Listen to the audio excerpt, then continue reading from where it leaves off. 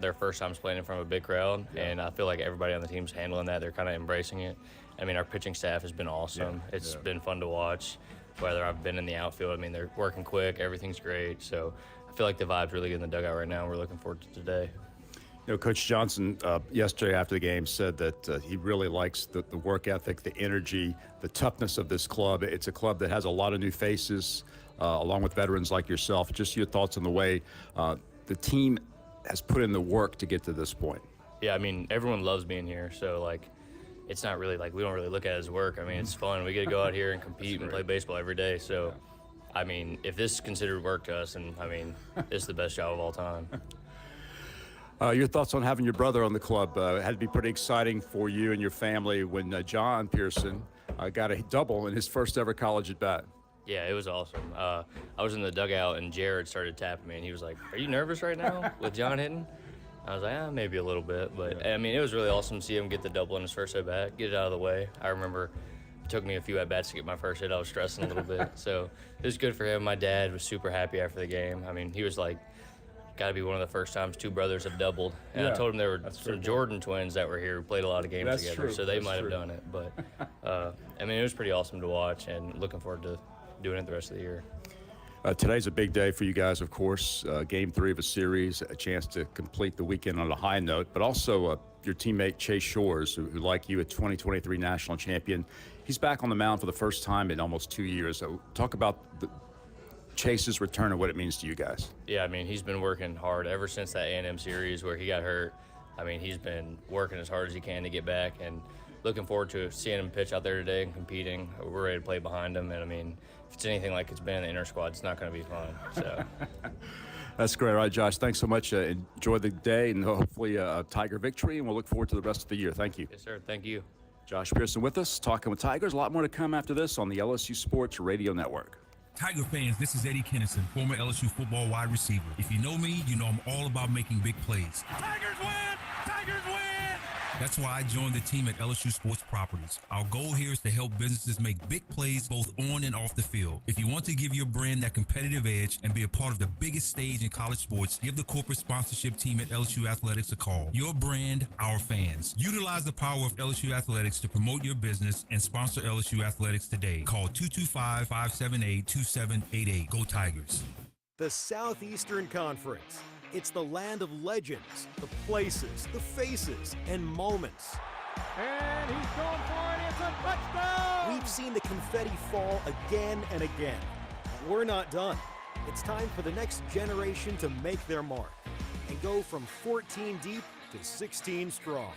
It's a whole new ball game in the SEC, and it just means more.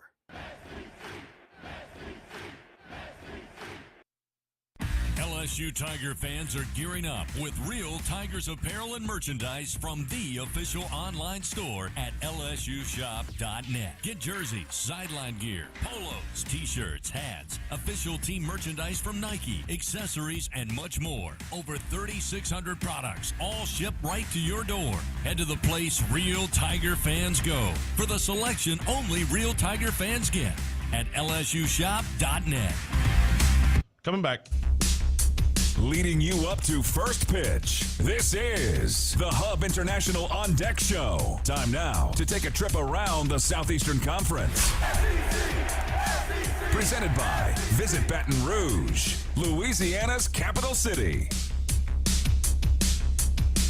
Back with you here at the box on this Sunday afternoon, getting ready to wrap up the opening series of 2025. Tiger fans, a reminder, all LSU Sports Radio Network broadcasts stream for free on the LSU Sports mobile app. Download for free on iOS or Android. It's the LSU Sports mobile app presented by BASF. We create chemistry. Yes, indeed. Let's take a trip around that SEC. And with that, once again, happy to be joined in the booth for yet another season of Fighting Tiger baseball. Here he is, Tiger champ Doug Thompson. Doug? Thanks, Chris. Happy to be here. Happy for another season. Happy you're back for sure. In Knoxville earlier today, Tennessee knocked off Hofstra 13-1. That puts the Vols at 3-0 on the young season. I'll start back at the top here, going off the phone, so you're going to have to give me some grace. South Carolina leads Sacred Heart in Columbia by a score of 1-0. They're in the bottom of the fifth there. In the top of the second, Missouri is facing off against Stetson out in Puerto Rico. Stetson, a tie game there, and again, that's the top of the second, Missouri and Stetson. At about the same time, we'll throw the first pitch. Alabama will host Bradley. Auburn will host Holy Cross. LSU, of course, here, and we'll wrap it up against Purdue Fort Wayne today. Mississippi State will host Manhattan at 1 o'clock. Also at 1 o'clock, Texas A&M and Elon. All these games pretty much start at the same time, 1 o'clock. Vanderbilt and UC Irvine. Vanderbilt will be the visitor in that game out in Phoenix. At 2 o'clock, UNCW and Georgia will do battle. And at 2:30, Ole Miss and Clemson. That's a good matchup. Again, that one's in Arlington, Texas, at the Shriners Children's College Showdown. Again, Clemson will be the home team in that one. Then finally tonight, Chris, a great matchup. 6:30, Texas and Oklahoma in Arlington. Oklahoma State. Oklahoma State will be the home team in that game. All right, thank you, Doug. Again, the heavy rains and storms out of the area last night. And, of course, partly cloudy, mostly cloudy skies. We'll get your full game day forecast coming up in just a bit. LSU Athletics would like to thank LSU, its Team LSU corporate partners, Cox, McDonald's, Our Lady of the Lake, Albertsons, Louisiana Blue, Coca-Cola, and Hancock Whitney. A lot coming up here as we lead you up to first pitch, Game 3. Purdue Fort Wayne, the Mastodons taking on your Tigers. And we come back, we'll take a look at the starting pitchers. Later we'll hear from head coach Jay Johnson, your starting lineups, and then, of course, first pitch in Game 3. Stay with us. More coming up on the LSU Sports Radio Network. As a full-service industrial contractor, Bartlett Group specializes in maintenance, turnarounds, and capital mechanical projects, refractory, soft crafts, fabrication, and more. Just a few of the companies that Bartlett represents include Excel Scaffold, DECS, Deltec Manufacturing, GMTS, and Precision Refractory. Bartlett boasts the best talent retention record with highly trained and seasoned professionals. Our mission? To deliver first-class service with the best scaffold system and experts. At Bartlett, our strength is our people, driving our growth and success. Choose Bartlett Group, where exceptional is standard. So, what'd you do this weekend? Well, just took the Tacoma off-road, deep into the woods, got to this hidden campsite only it could reach. Nice. I hooked up the boat to the Tundra and hit up the lake. Towed it like a pro. Had the whole lake to ourselves. Hey, wait, did I mention I went rock climbing too? Uh-huh, yeah, thanks to the Tacoma's crawl control. Well, sounds like we both had fun weekends. Mine was better. The Toyota Tundra and Tacoma are built for all the fun. Test drive at your local Toyota dealer or visit Toyota.com today. Toyota, let's go places. Feature availability differs based on trim. See Toyota.com for details. Squeeze every ounce of life out of every day. Memorize every sunset, every face you love, and climb every obstacle until you can't go higher. With Louisiana Blue, you're free to soar because you've got the compassion of the cross, the security of the shield, and the comfort of blue behind you. Live Louisiana. We've got you. Louisiana Blue. Louisiana True. Here's a look at the game's pitching. All right, coming back. The Hub International On Deck show continues on the LSU Sports Radio Network. Fans Capital One offering checking and savings accounts. No fees or minimums. Remember, what's in your wallet? Tigers out in right field, stretching, getting ready for Game 3 today. And as I mentioned from the outset of the broadcast, Doug Thompson, I think everybody's been excited for LSU baseball, been waiting for weeks and weeks and months since the end of last season. And then a caveat below that was wanting to see Chase Shores. That's and right. Here in Game 3 and opening weekend, we get a chance to see him make his return and his season debut. Well, I'm excited to see Chase Shores, and we'll start with him. Of course, that fastball is going to get close to 100 miles an hour, 95 to 99. He'll throw a slider in the mid to upper 80s. His changeup also in the mid to upper 80s.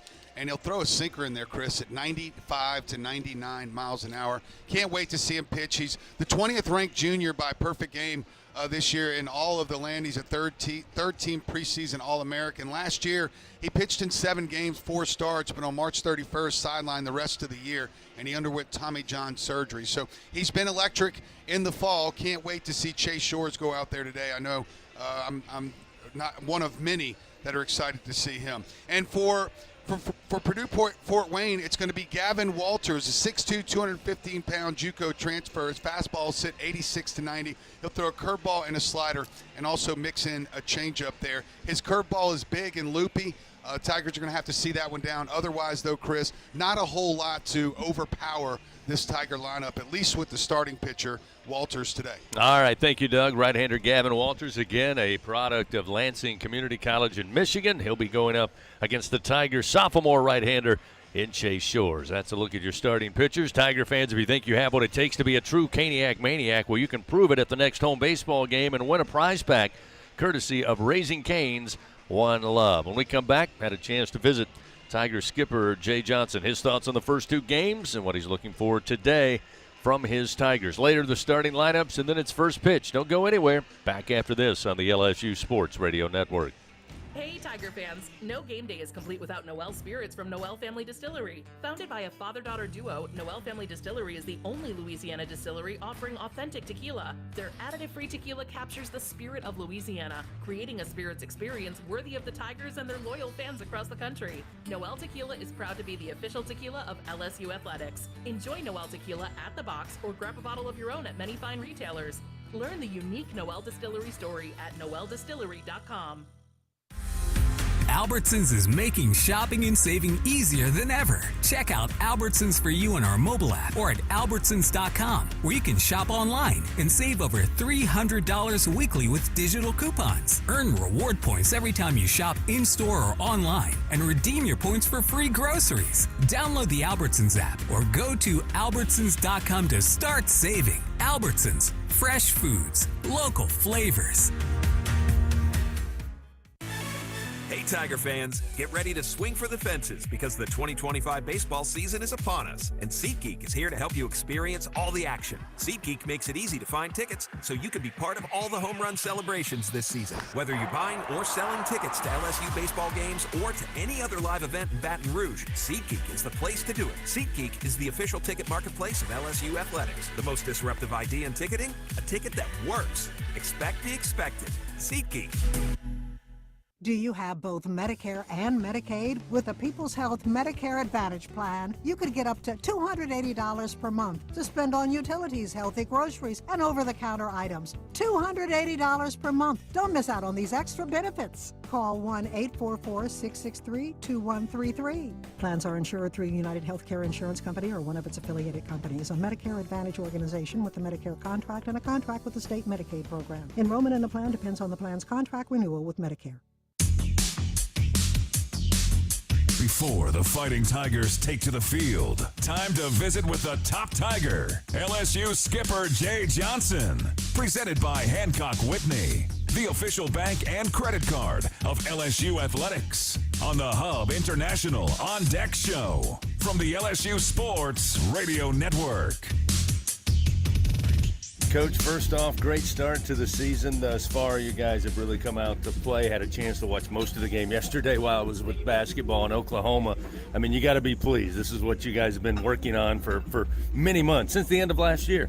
Yeah, no doubt. There's so much that goes into, as you know, about running a program and recruiting and developing and putting together a team. And so to get to game day where the players get to do what they love to do and compete, it's great. Yeah, and then good start, a couple good days of executing and winning and learning about our team as we go.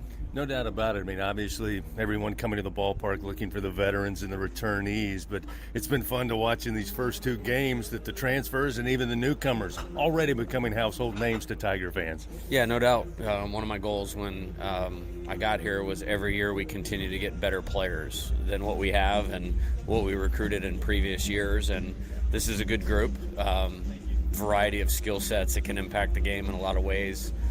Depth on the mound, speed, power, solid hitting skills with the position players, and I think they complement the returning players that we have really well. I know one of the things that'll bring folks to the ballpark today is to see the return of Chase Shores. This young man, of course, only 7 appearances, 4 starts in 2023, comes off the Tommy John surgery. I know he's projected to be fantastic. Kind of what's the mission? What do you want to see him do today?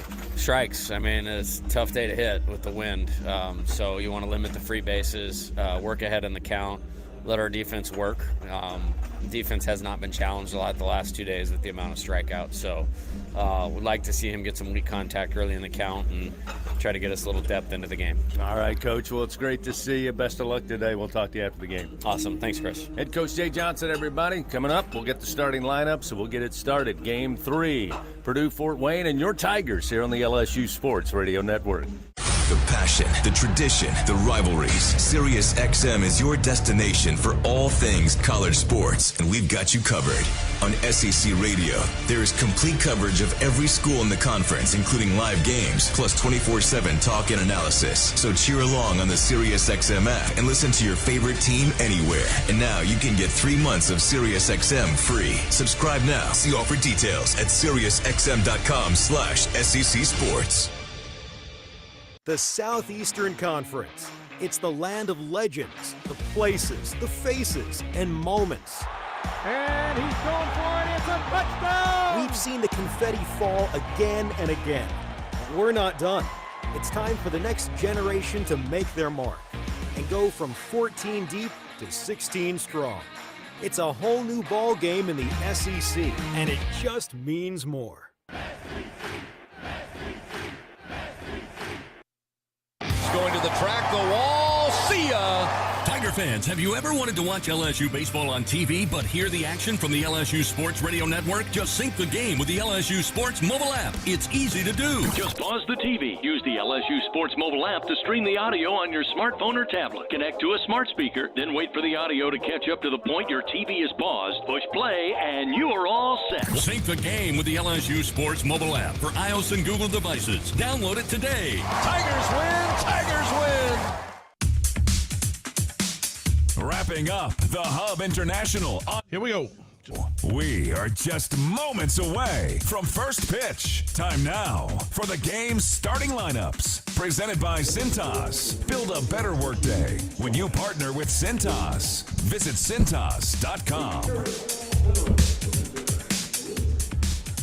Back inside Alec Box Stadium here on this Sunday afternoon, leading you up to Game 3. Before we do that, get the starting lineups. Here's the playing and singing of the national anthem.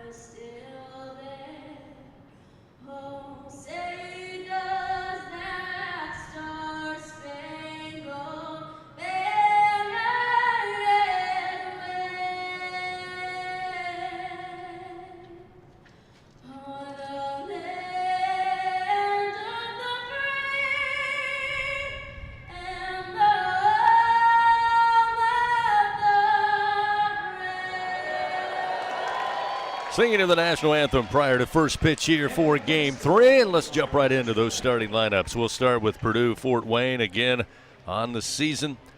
Now 0-2 on the year. Making sure this is the correct starting lineup. Yep, it is. And we'll start with left fielder Nick Hockmeyer, a sophomore. So far 0 for 7. He'll lead things off and play in left field.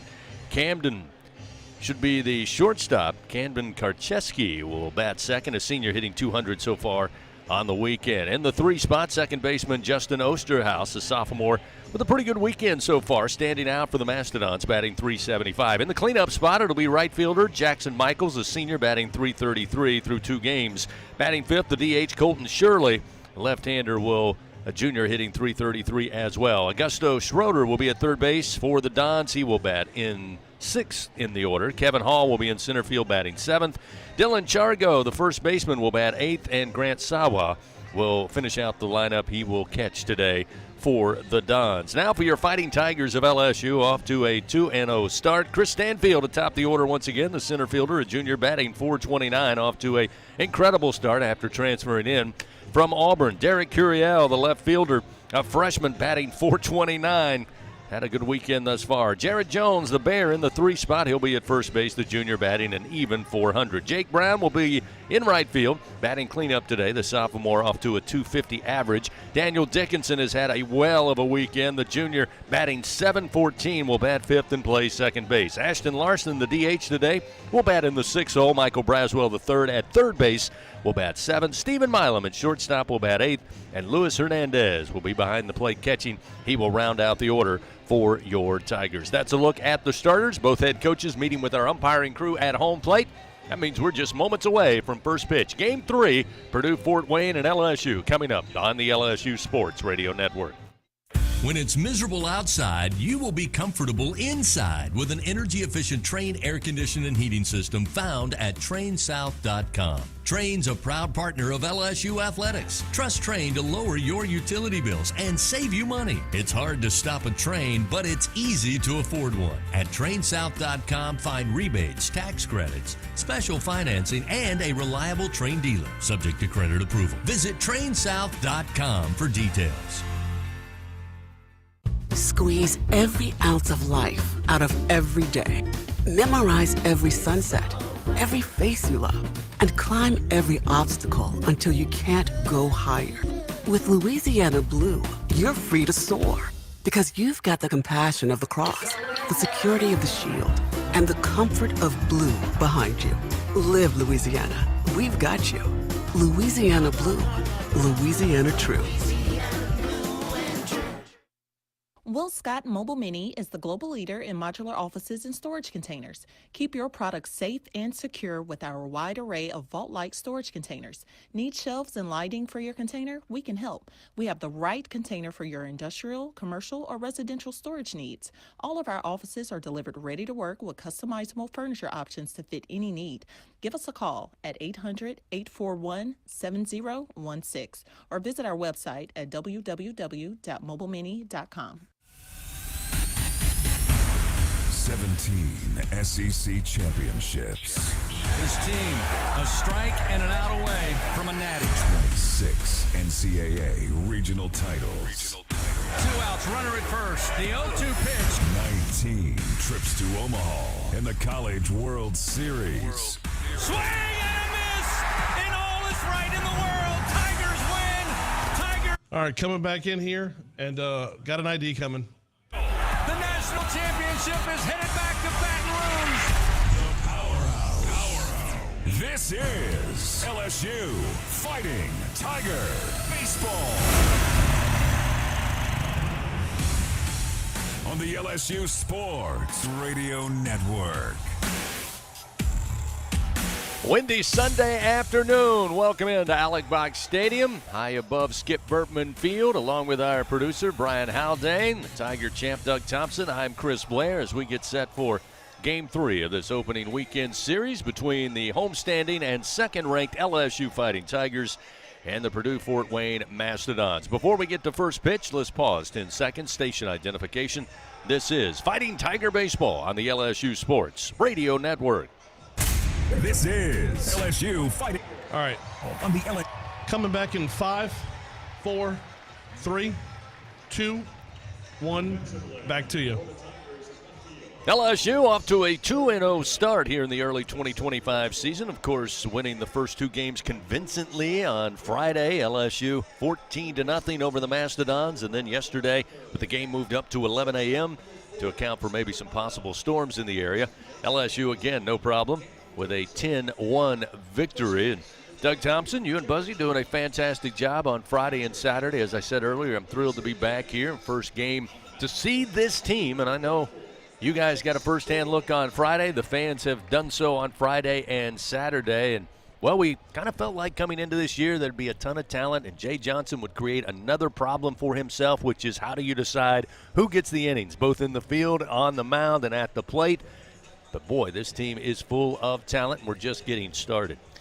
Loaded. Loaded is the word, especially out of the bullpen. We've seen some big arms, seen a couple 97, 98s already flash on the board. Last time I saw that in February, a guy named Skeens did it. So lots of good stuff coming out of the bullpen. Of course, we've heard about it, but this is the guy. Like this is the one that could be the game changer on the season. Shores has that type of ability to be that dominant, and he. The Tommy John recovery looks pretty good. I mean, that fastball's right where it was when he left off. So couldn't be more excited. I guess there's been a couple debuts. I mean, I'm almost looking at this like his debut. He just didn't pitch much, and then an injury happened. So it's almost like starting over. So I'm very excited about this Chase Shores outing today. No doubt about it. I mean, there were rumors when we were in Chapel Hill for the regional last year that he may be available. Again, having that surgery in 2023, and all indications were the recovery was fantastic, which is great news. And again, this is one of the top heralded pitchers coming into the program. And you could even see when I talked to Coach Johnson earlier today, I mentioned how excited I was and Tiger fans are to see Chase Shores. And how do you think he feels? He had the same reaction, no surprise. Yeah, no doubt. That's the first time I've been back at the box with the fans here this season with the new additions and renovations. Look, huh? Yeah, a little different look. I'm a big fan of the green and white. We went with all the colors over the past 20 years or so. I would say that's like, other than the obvious changes down the lines with the new seating area, that green on white fence is pretty sharp. So we're just about set to go. Again, the Mastodons will send up Hockmeyer to lead things off. The left fielder so far 0 for 7 on the weekend. He'll bat from the left side. Happy to have you join us along the radio network and, of course, on SEC Network Plus. Settle in for Game 3 here on this Sunday as Chase Shores looks in, gets the sign. Hernandez ready to go behind the plate. And the first offering and first pitch. We're underway, and it's a called strike. 98-mile-an-hour fastball on the inner half, and it's 0-1. Time of first pitch coming your way. Let's see, I got to be exact here. 1:04 Central Time. Here's the 0-1 to Hockmeyer, and he'll swing and miss. Couldn't quite get around on that one. Again at 98, offered up by Shores. 0-2 the count.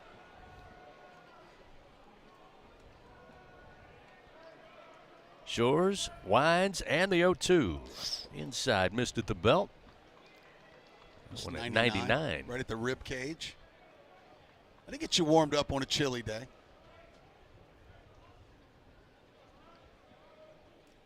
Infield playing straight up here. Leadoff hitter in the top of the first inning. Here's the 1-2 from Shores. And it just missed at the knees. Another 98-mile-an-hour fastball. So far, nothing but heat from Shores. And that'll even the count 2-2. Shores, 6'8", 250 pounds.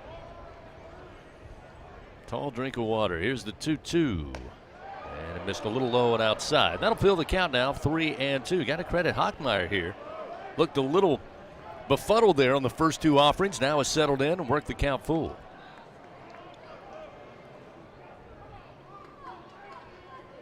Shores payoff pitch to the plate. Ground ball. Bouncer towards second. Coming over is Dickinson and gloves it. Throws to first in time to Jones.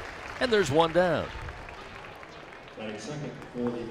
Nothing but 97 and 99 there from Chase Shores. I'll tell you another thing that we are, other than have a lot of big power arms, there's a lot of big dudes in that bullpen. Rizzi, who came in yesterday, Maverick Rizzi, stands in at 6'9".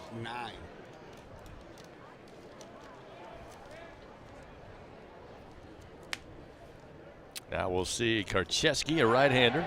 First delivery, and they'll say he went around. He tried to check up. Pitch just kind of broke away from the right-hander, but he couldn't, according to our first base umpire, Matthew Martinez. And Shores gets ahead early, 0-1. That was the first slider we've seen. That was filthy. The 0-1 delivery. This one going to be a slow bouncing ground ball, and it'll get by Milam at shortstop. Just able to poke it through into shallow center field. And a one-out single for Karcheski. And that'll bring Osterhaus to the plate. He's batting .375 on the weekend, 3 for 8 against Tiger pitchers. Hasn't been a lot to show for offensively for the Mastodons. And even in Norman, Oklahoma, where I was Friday and Saturday, Doug, there were some Tiger fans there for the men's basketball game, and that was kind of the story was, have you seen this pitching staff so far through 2 games? Yes, they've done quite well. Pitch to Osterhaus, the left-hander, rides upstairs 1-0. Well, I know there's at least one more high 90s arm out there with, the freshman William Schmidt. Runner at first, 1 down, top of the first inning, no score. Pitch to Osterhaus, the left-hander, and here's a bouncing ground ball, base hit into right field. That'll go ahead and send Karcheski from second into third, and now here with 1 away, the Dons threatening runners first and third, and that'll bring to the plate Jackson Michaels, the cleanup hitter, right fielder batting .333 so far through 2 games. Another lefty in the lineup to face Shores. Yeah, there's going to be a bunch of them. There was 6 the first night. There was 7 yesterday. 1, 2, 3, 4, 5, 6. Well, there's a couple switch hitter in there, so there's potential for 6 in this game. And Chris, I'm not sure, but I think this is only the second time of the weekend that the Dons have actually had a runner at third with less than 2 outs. Haven't had a lot of opportunities to strike, but with 1 out here in the top of the first, a little bit of a threat here. Short's going to try to work out of it, and the first pitch, a called strike, goes back to the fastball. First offering to Michaels, and it's 0-1. Yeah, Jackson Michaels started at first base in the last 2 games. He's out in right field to start this one off. Runners first and third. And Shores fires. This one a line drive hit to Dickinson at second. And a good job on the base pads that time.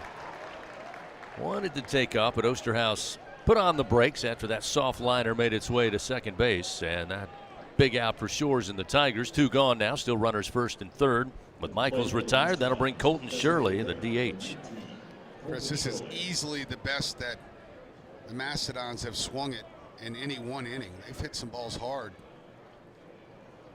here in the first. Making some contact. Shores, though, trying to find this third out. Here in the top of the first. Coach Johnson now going to step a couple of steps out of the dugout here. Check the defensive alignment. Runners first and third. Shores fires to the plate and swung on, fouled into the screen left side. And it's 0-1. Shirley also batting .333. 2 hits on the weekend. Also been a strikeout victim on 2 occasions. Another lefty in the lineup here. Karcheski at third. Osterhaus at first with 2 down.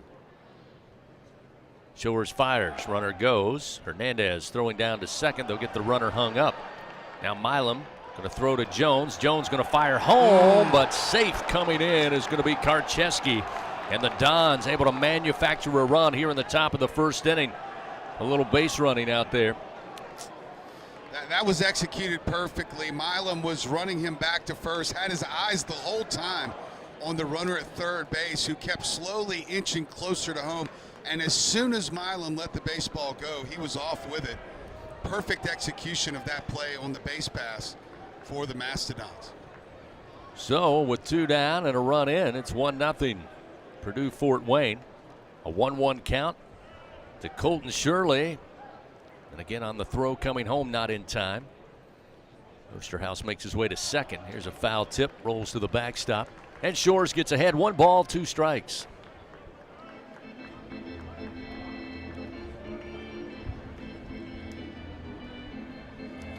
Again, just the second run of the weekend by the Dons. They were able to play to run in the top of the fourth in game 2 yesterday.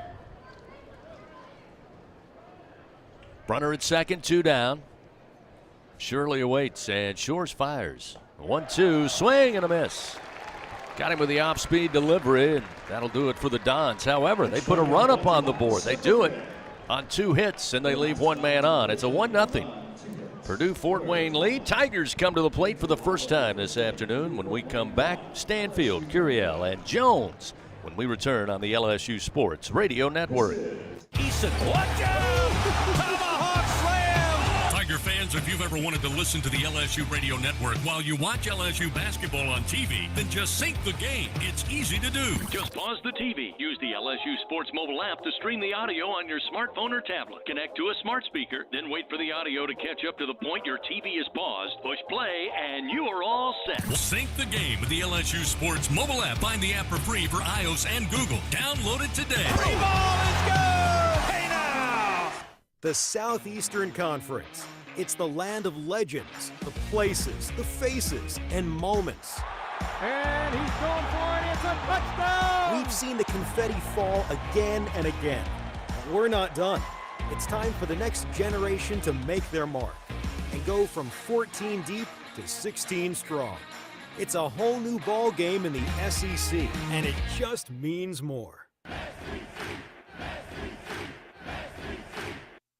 And here's Heather with the weather. Well, it's beautiful out there, sunny and 75, almost a little chilly in the shade. Now, let's get a read on the inside of your car. It is hot. You've only been parked a short time, and it's already 99 degrees in there. Let's not leave children in the back seat while running errands. It only takes a few minutes for their body temperatures to rise, and that could be fatal. Cars get hot fast and can be deadly. Never leave a child in a car. A message from NHTSA and the Ad Council. Go in. Coming back. LSU Radio on Facebook Live and YouTube. LSU Fighting Tiger Baseball on the LSU Sports Radio Network. 1-0, the Dons with a run across after bringing in the runner from third. A steal attempt down to second base. Dons lead 1-0 here as we head to the bottom of the first inning. Tigers come to the plate for the first time here on the early Sunday afternoon. Again, it will be Stanfield, Curiel, and Jones due up. All three having good starts to their season, Doug. And of course, that really comes as no surprise. No, Stanfield, of course, successful career at Auburn. Certainly caught the eye of Jay Johnson. He's talked about that a lot since Stanfield transferred in. Curiel has been fantastic. And, of course, Jared Jones, one of the most feared hitters in all of college baseball. So we'll see Stanfield lead it off, batting .429. He's 3 for 7, 4 runs scored. Already added a triple here to his ledger in early 2025. Facing off against the right-hander Gavin Walters. Junior square to the plate, looks in. Stanfield, the right-hander, awaits, and the first pitch. Across the plate. Fastball at 91, and it's 0-1. Yeah, the wind is exactly the opposite as the last two games. The first night it was blowing from right field to left field. Now it's blowing as hard as it can from left to right. The 0-1 Stanfield stays away as it missed away. 1-1. The lefties are loving it. The righties not so much.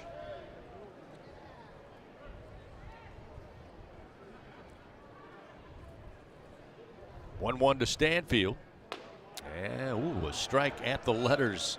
They'll say caught the outside corner. Stanfield not necessarily agreeing with that, but he falls behind in the count 1-2 nonetheless.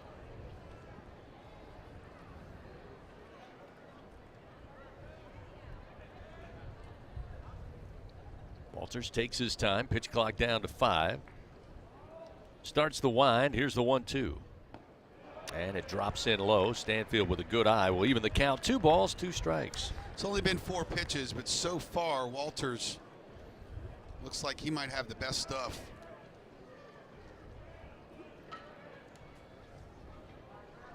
Bullpen this weekend for the Dons certainly have struggled against Tiger bats. Stanfield going to lift one into shallow right center field, and it will drop down between Osterhaus and Michaels, both coming in. And Stanfield just a little bloop single into shallow right center, and the leadoff man aboard for the Tigers, and we'll see Derek Curiel.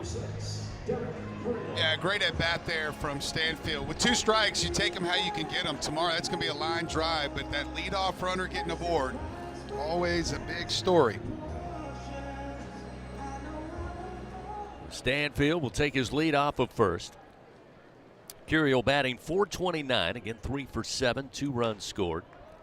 First pitch pops the mitt, 91-mile-an-hour heater, and it's 0-1. Yeah, the scouting report said 86 to 90. That's fastball's been on the other side of 90. Stanfield takes his lead, and a quick throw over to first, and the short hop got away from Chargo, the first baseman, momentarily, but not far enough. Stanfield back safely.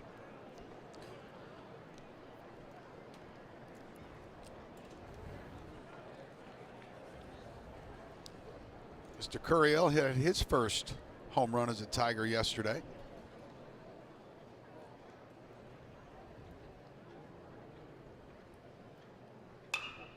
Next pitch, swung on, lifted high and out of play down the left side. Yeah, impressive on Friday. The Tigers putting up 14 runs in that 14-0 victory. And the thing that stood out, I know you and Buzzy talked about it. Jay mentioned it as well in the postgame. No home runs. They were just able to get them on, get them over, and get them in.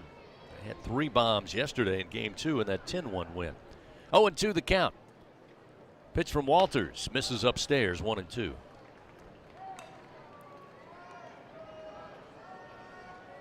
Yeah, and really, 2 newcomers hit 2 of them. Pretty safe guess who hit the other one.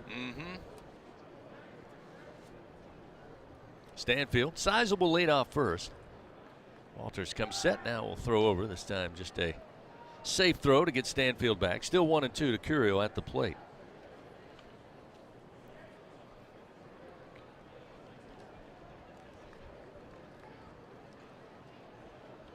Here's the 1-2. And it just missed outside. Derek leaning in, but stayed away. Evens it up 2-2.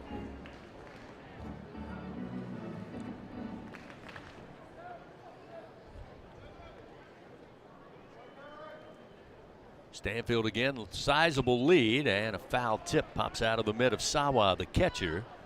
Count remains 2-2.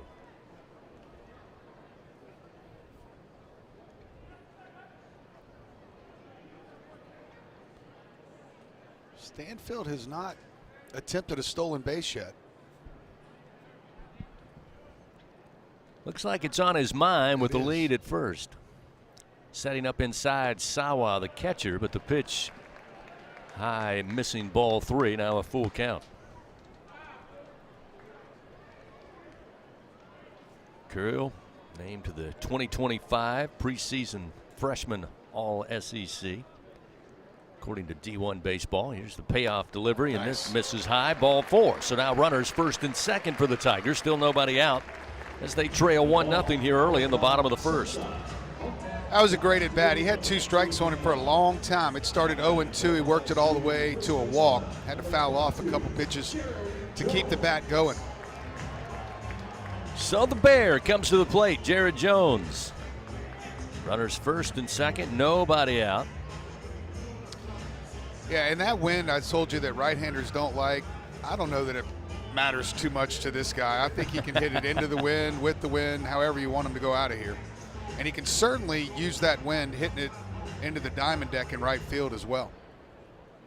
He has seen a ton of sliders in the first 2 games, as you could imagine. First delivery missed inside at the hands, 1-0. Stanfield with a leadoff single to right center. Down at second base, Curiel works the walk. He's at first. The pitch and a strike. Comes back again, this time a fastball to even it up, 1-1.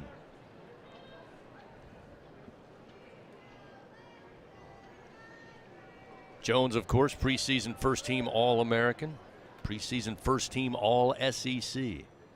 Here's the 1-1. Stayed away, and it's a strike on the outside corner. Nice breaking ball there, offered up by Walters, and it gets him ahead, 1-2. And of course, should mention, D1 Baseball says he is the #1 first baseman in all of the land. Here's the 1-2. And just missed the outside corner. Walters again nibbling there, but it evens the count, 2-2.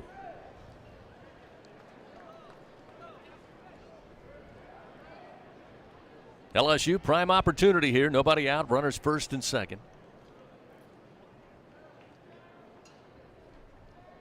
Walters from the stretch. Here's the 2-2 pitch. Again, tried the off speed, but it misses outside, and Jared works the count full.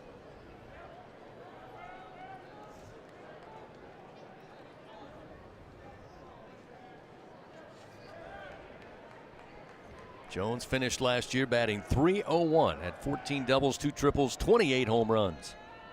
Payoff pitch. Missed outside. That time the fastball just off the plate. Good eye by Jones. And that'll load up the bases here with nobody out. And that will bring Jake Brown to the plate. Jake in left field today, the sophomore batting .250. Little meeting on the mound as Karcheski, the shortstop, along with Sawa, the catcher, come out and visit with Walters on the mound here, try to settle things down. Don's leading 1-0. Tigers, though, threatening here. Nobody out. The bases loaded. Stanfield at third, Curiel at second. Jared Jones, after receiving back-to-back walks to the Tigers, stands at first base. Brown awaits. Walters fires. Missed inside. Fastball inside makes it 1-0. Yeah, Walters is missing, but he's not missing by much. They're setting up intentionally off the edges, trying not to give the Tigers anything over the meat of the plate. Upstairs missing with the heat. 2-0 now, the count to Brown. But it's getting to where you're going to have to force one in there at some point. Let's see if old Jake Brown's ready for this one. Brown coming off last year, 21 starts for the Tigers. Here's the 2-0. Just at the letters, a little high, and it's now 3 balls, no strikes.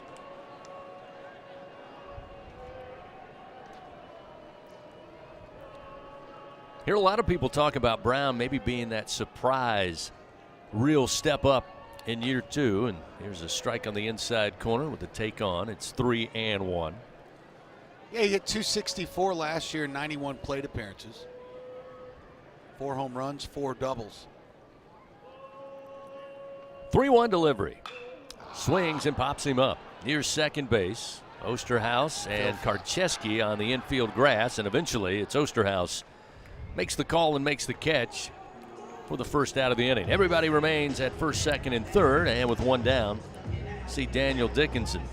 This junior is off to an incredible start, batting .714. He certainly, I think, up to this point, Doug, has been the name as far as newcomers go that, wow, this is a good get. It's pretty good to be hitting .714 after 2 games. Jake Brown just missed that ball, popping up into that infield fly. Let's see if we can get one out in the outfield play to run. Bases loaded, 1 out. Pitch to Dickinson in the dirt. Gets away from Sawa to his left, but not far enough. He'll chase it just outside the circle, and Stanfield will stay put at third. Remember how I was saying about that Mick Paul play yesterday? We had the winning run, or the 10-run rule run. Almost identical. Wild pitch. Catcher made a great play to keep the game alive. Bases loaded. Here's the 1-0. Dickinson slaps a line drive to Karcheski, then the throw to Osterhaus, not in time to double up the Tigers. But that will be the second out. A loud out at that, off the bat of Dickinson, right at Karcheski. Able to make the play, but a heads-up play at second base by Curiel to get back to the bag. And the Tigers still have some life here with 2 down. So with Dickinson retired, Ashton Larson, sophomore, will stand in. Larson today, the DH for Coach Jay Johnson. Larson, another who had a tremendous career last year, able to work his way into the starting lineup. Bases loaded, 2 down. Walters trying to get out of this jam, and this off-speed pitch misses high. 1-0.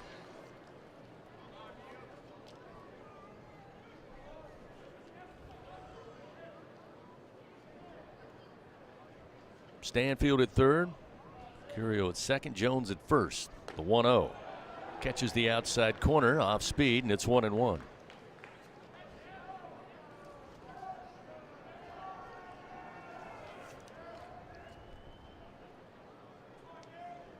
The bases loaded and 2 outs.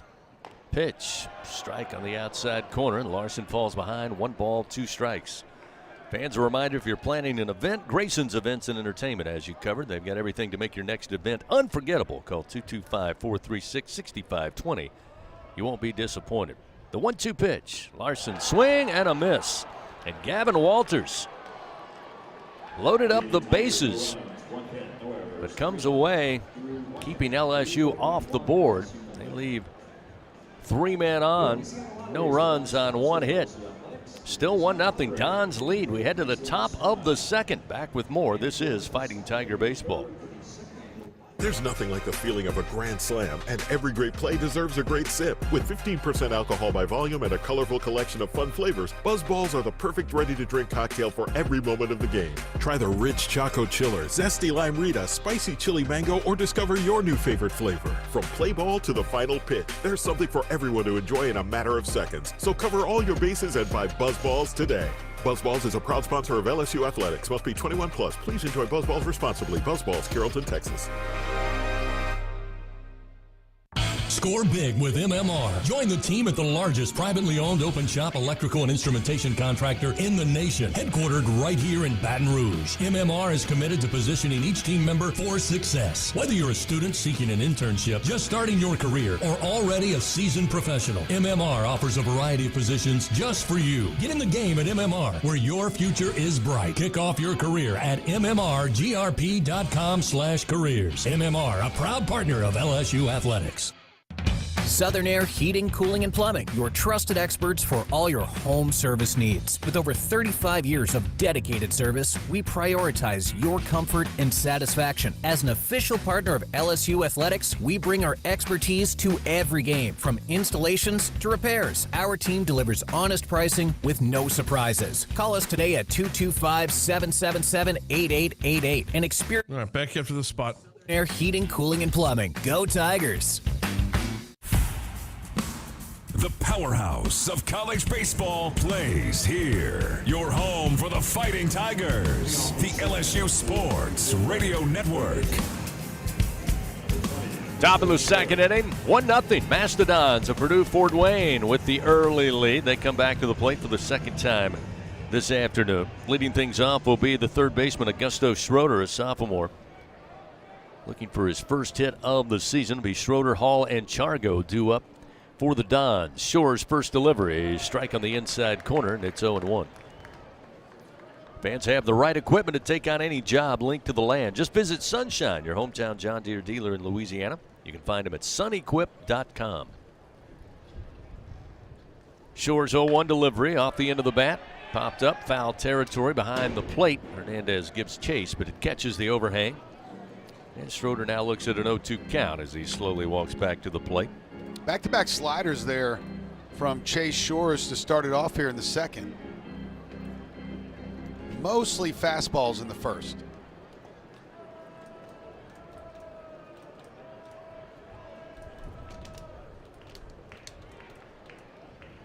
Oh, 0-2 the count. Infield adjusts slightly as the pitch misses upstairs. He comes back with a fastball there after two breaking balls. Missed high, and it's 1 ball, 2 strikes.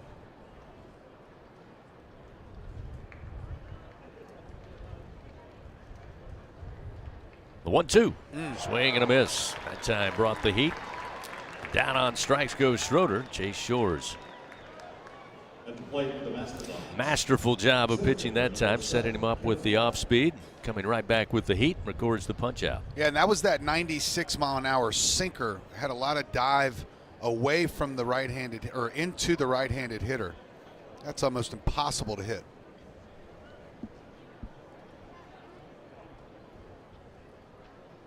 That'll bring Kevin Hall to the plate. And the first pitch, high heat, swing and a miss, and it's 0-1. Hall on the weekend, 0 for 6. Been punched out 5 times by Tiger pitchers. As the sun makes an appearance, peeks behind the cloud, covers the infield in Sunshine. Bunt attempt, but fouled back into the screen, and now Hall behind in the count, 0-2. Doug has mentioned the wind whipping pretty good, going left to right towards the Intimidator sign here at the box.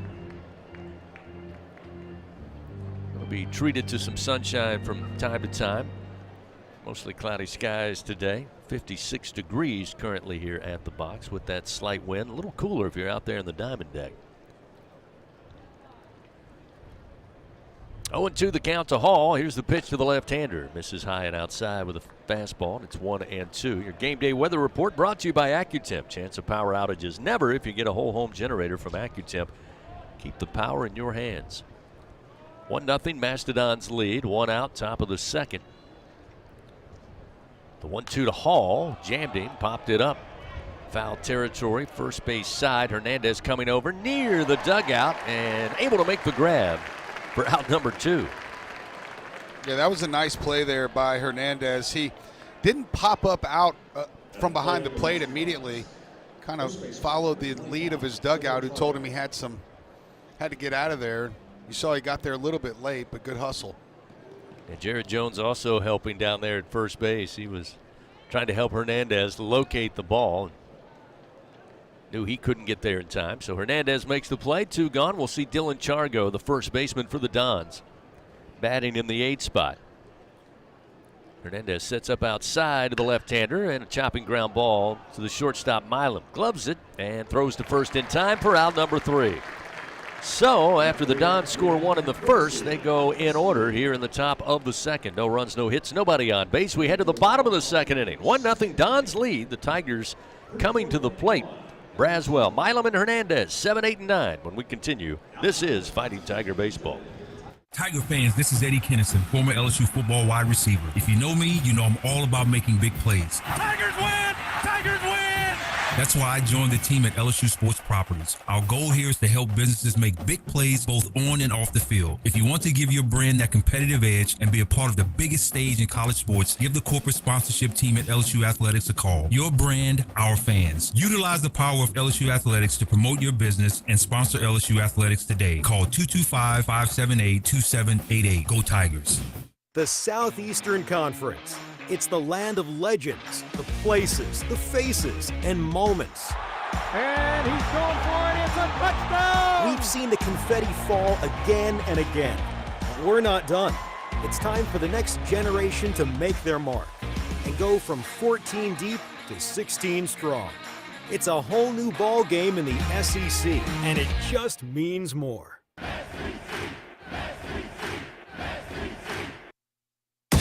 Hey Tiger fans 12 and younger, don't miss your chance to be a part of Mike's Kids Club, presented by Shell, the exclusive kids club of LSU Athletics. Join Mike's Kids Club for only $25. Get the official Mike's Kids Club t-shirt, free admission to select LSU athletic events, and much, much more.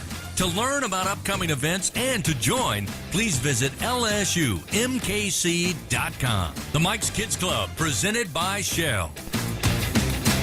All right, coming back in here. This is LSU Fighting Tiger Baseball on the LSU Sports Radio Network. 1-0 our score. Purdue Fort Wayne scratching a run across. Some base stealing maneuvering there in the top of the first inning. Tigers loaded up the bases in the bottom half of the frame, but Walters able to wiggle out of that. Doug, you mentioned Gavin Walters, the junior, making his debut for the Mastodons, living on the corners, just trying to make sure he can catch a little bit of that, try to stay ahead in the count. He'll face Michael Braswell III to lead things off here in the bottom of the second inning. Again, Braswell, Milam, and Hernandez due up for the Tigers. Yeah, he was living on the edge that first inning, loading the bases up with only 1 out. And you're right, he was nibbling the entire inning, not really wanting to give in to the Tigers. The only problem, he used up 29 pitches in that first inning. First pitch to Braswell. Across the plate for a strike, and it's 0-1.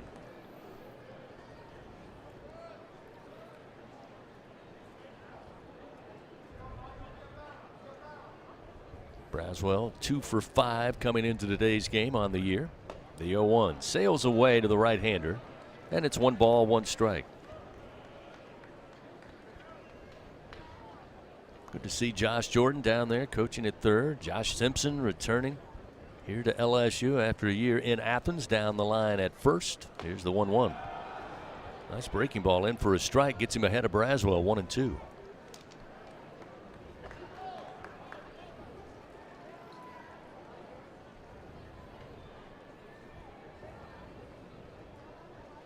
Walters' 1-2 pitch to the right-handed Braswell. Way outside, 2 balls, 2 strikes. Fans, Our Lady of the Lake, proud to be LSU's championship health partner.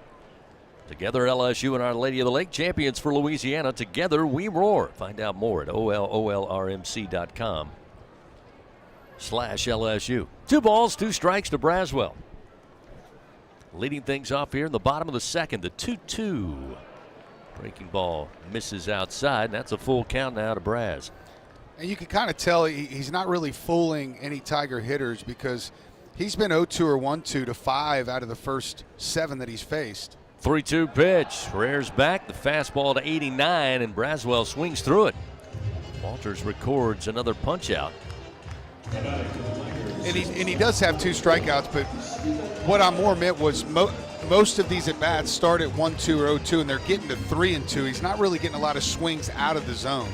Right there, it was a strike. Braswell just missed it. Yeah, as you pointed out, this will be pitch number 36. Milam stands in. Pitch to the sophomore left-hander. Catches the outside corner with a fastball, 0-1.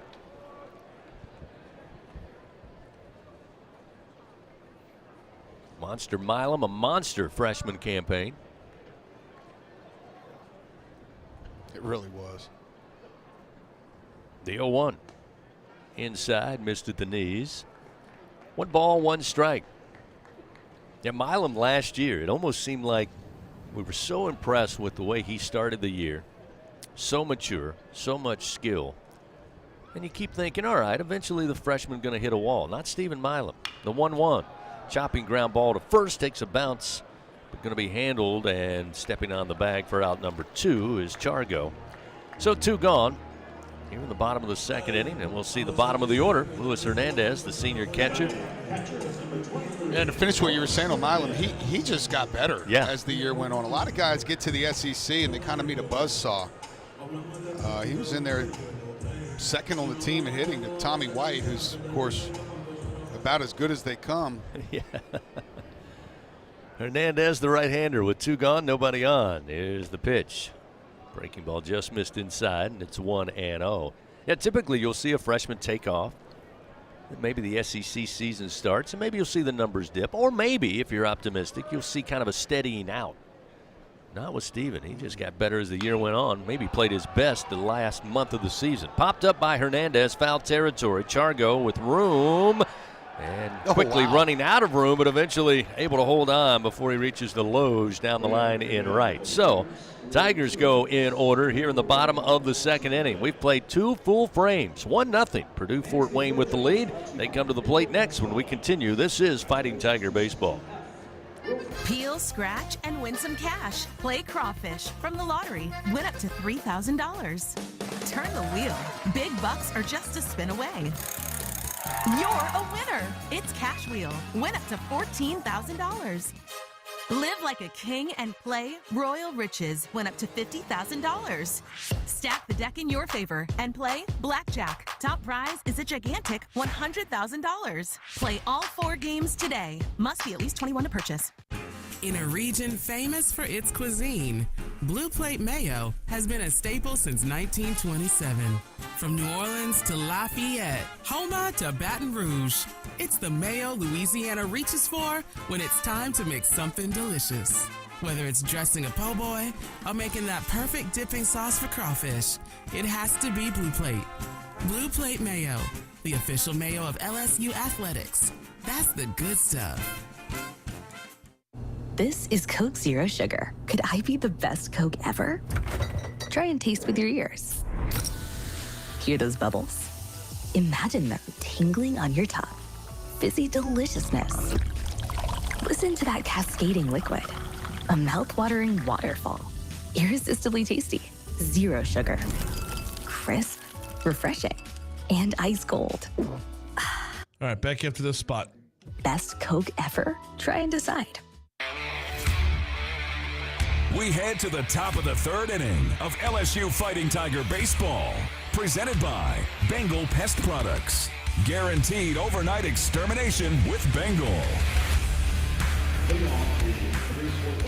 Mastodons come to the plate here, top of the 3rd. They lead 1-0. They got a run across there in the top of the 1st inning after getting 2 men on.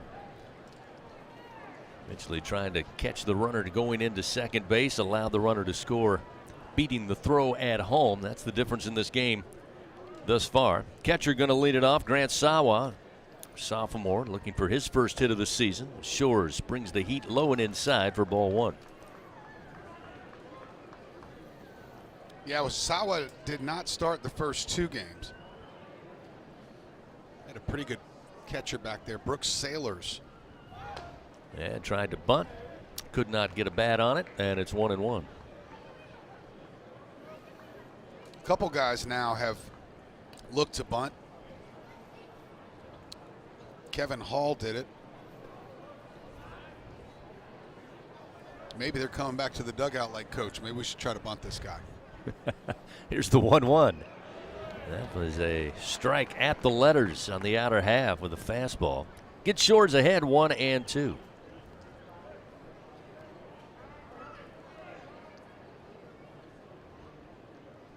1-2 delivery. And he stayed away as it missed outside. They peel down to first. They'll say Sawa holds back. 2 balls, 2 strikes. Shores moving fairly quickly, Doug, but I watched, listened to you guys on Friday. Not near the speed of Kate Anderson, but no, still working pretty quick. Kate Anderson's moving quick. I was sweating up here. The 2-2. Miss low and away to the right-hander. That'll fill the count. 3 balls, 2 strikes. Coming up just about 18 minutes from now, big game over in Austin. Coach Kim Mulkey at number 5 LSU take on number 3 Texas in a big-time SEC tilt. 3-2, fouled off the bat and the foot of Sawa. Keeps the count full. Fans, join MMR, the largest privately owned open shop electrical and instrumentation contractor in the nation. Proud partner of LSU Athletics. Does it seem like that long ago you and I were sitting in the booth? Or does it seem like yesterday we were in Chapel Hill? Here's the 3-2. Think about it. Here's a swing and a miss. Shores brings him up. 1 out. Chase now delivers his 3rd K of the game. Well, I'll say this. I don't know what this means, but the first couple years I did this, it felt like it took forever to get back to baseball season. Every year, it feels like it happens a little quicker. Feels like it gets here a lot quicker. So to answer your question, yeah, I feel like last weekend we were at Chapel Hill. Nobody on, 1 out. We'll see Hockmeyer again. Top the order for the Dons. First pitch misses low. Psychologists call that getting old, I think. Time starts to speed up on you. I was as you get hoping older. you weren't going to say that. I was hoping there was some other reason, like you're having fun and time flies, but no, I think you're right. Whatever helps you sleep at night. Here's the 1-0. High and inside. 2-0. Hockmeyer grounded out to Dickinson, starting off the game back in the first inning in his first at bat. In the infield for LSU, Braswell at third, Milam at short, Dickinson the aforementioned at second, Jones at first base, Curiel, Stanfield, and Brown left to right in the outfield. Hernandez completes the battery with Chase Shores, who fires a 2-0. Lifted up foul, but out of play over our heads, and it's 2-1.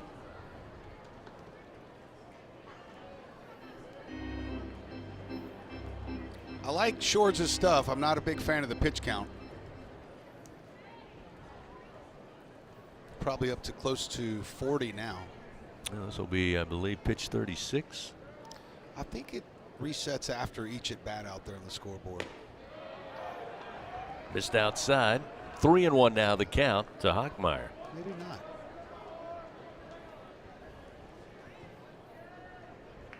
Yeah, no, it stayed. That's right. Updates after on stat broadcast. 3-1 delivery. Yes, sir. That one catches most of the plate at 94, and it's now a full count 3-2. Hockmeyer standing 5'8", 160 pounds, out of Fort Wayne, Indiana. 1 out, nobody on. The payoff off the end of the bat, right into the backstop. Foul, and it's still now 3-2. Scratch-made dishes, wall-to-wall TVs, craft beers, and cocktails. Find your nearest location across the country or order online or in the app. Walk On Sports Bistro for the win.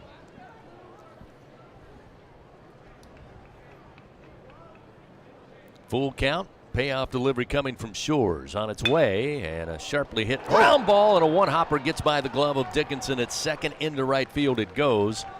And the Dons now with their second hit of the game. That ball was Check smoked. That third. 103 miles an hour.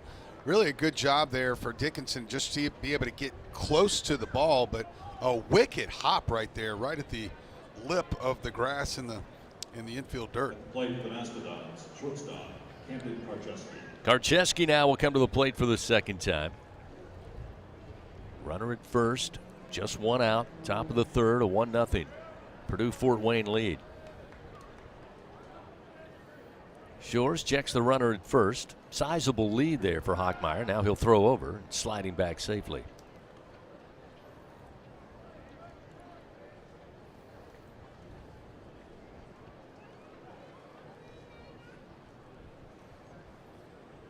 No, we may have to pull some strings, Doug. Maybe call one of the games from down there in the loge. Dude, I'm in. Pitch misses low. 1-0 the count. Like I mean, it's going to be a tough angle. It is, and can we do it before it gets 117 degrees? Because yeah, I don't think they'll let you bring all your fans down there. I don't think there's power down there. Here's the 1-0 pitch. Ground ball hit to Milam. It's short. He'll scoop it up, throw to Dickinson, relay to first to Jones in time for the twin killing. And Chase Shores in the Tiger defense able to close the Dons down here in the top of the third. No runs, one hit, nobody left on. We go to the bottom of the third. It's a 1-0 Dons lead. Tigers coming to the plate. Top of the order, Stanfield, Curiel, and Jones. When we continue, this is Fighting Tiger Baseball. The passion, the tradition, the rivalries. Sirius XM is your destination for all things college sports, and we've got you covered. On SEC Radio, there is complete coverage of every school in the conference, including live games, plus 24/7 talk and analysis. So cheer along on the Sirius XM app and listen to your favorite team anywhere. And now you can get 3 months of Sirius XM free. Subscribe now. See offer details at SiriusXM.com/SEC Sports. The Southeastern Conference. It's the land of legends, the places, the faces, and moments. And he's going for it. It's a touchdown! We've seen the confetti fall again and again. But we're not done. It's time for the next generation to make their mark and go from 14 deep to 16 strong. It's a whole new ball game in the SEC, and it just means more.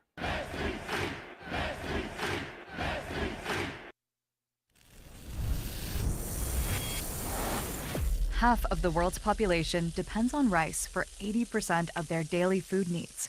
By 2050, population growth could increase rice demand by 30%. But as climate changes, rice output is decreasing. At LSU, we're using genetics, genomics, and AI to create new rice that yields more with less resources. We're not just feeding the hungry, we're growing a better future. The bottom back here. Yep. LSU Fighting Tiger Baseball is presented by Bengal Pest Products. Guaranteed overnight extermination with Bengal. 1-0 Purdue Fort Wayne with the lead over the Tigers here in Game 3. LSU through the first 2 games outscoring the Dons 24-1. 14-0 shutout on Friday night to open the season. Yesterday with the early start, Tigers got some offense in the latter innings, went on to a 10-run rule, or 10 runs I should say, 10-1. Stanfield will lead it off here in the bottom of the third. And the leadoff single to right center for the Tigers. Well, left stranded at third when the Tigers loaded it up. First pitch from Walters misses for ball 1. Again low, make it 2-0 the count to Stanfield. Yeah, I think that this might be a better inning offensively for the Tigers now that we're back to the top and everybody's had a chance to see Walters once. Here's the 2-0. And I want to strike right at the knees, according to our home plate umpire, Joseph Smith, who, by the way, is our crew chief today. Matthew Martinez at first, Jason Bradley at second, Danny Cricks down the line at third, our umpires. The 2-1 just missed outside again, couldn't catch that corner, and it's now 3-1 to Stanfield.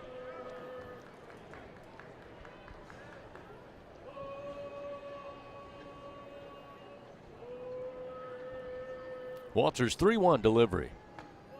Missed inside, ball 4. So Stanfield will earn a leadoff walk. Second time he's reached base today.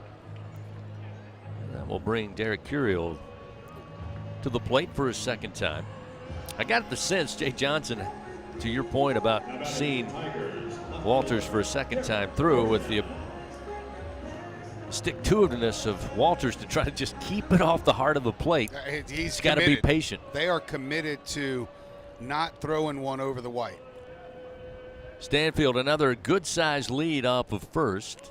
Walters fires, and the pitch low and outside, ball one.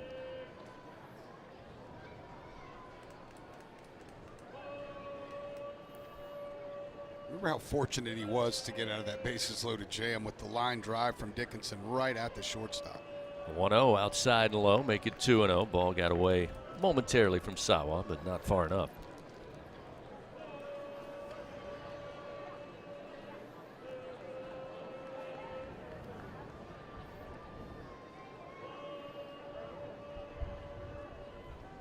Two-0 pitch.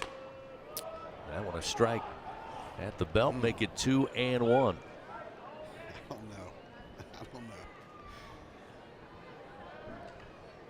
I know the glove didn't move, like the catcher never moved, but he's pretty much got his right kneecap on the outside part of the plate. 2 balls, 1 strike. Curio at the plate. Stanfield at first. Walters delivers.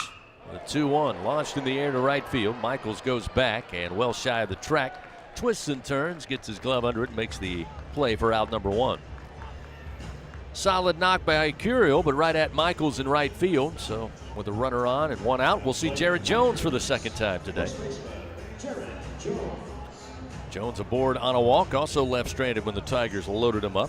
Fans Blue Cross Blue Shield of Louisiana. Proud to be the official health insurance of LSU Athletics. Louisiana Blue. Live Louisiana, we've got you.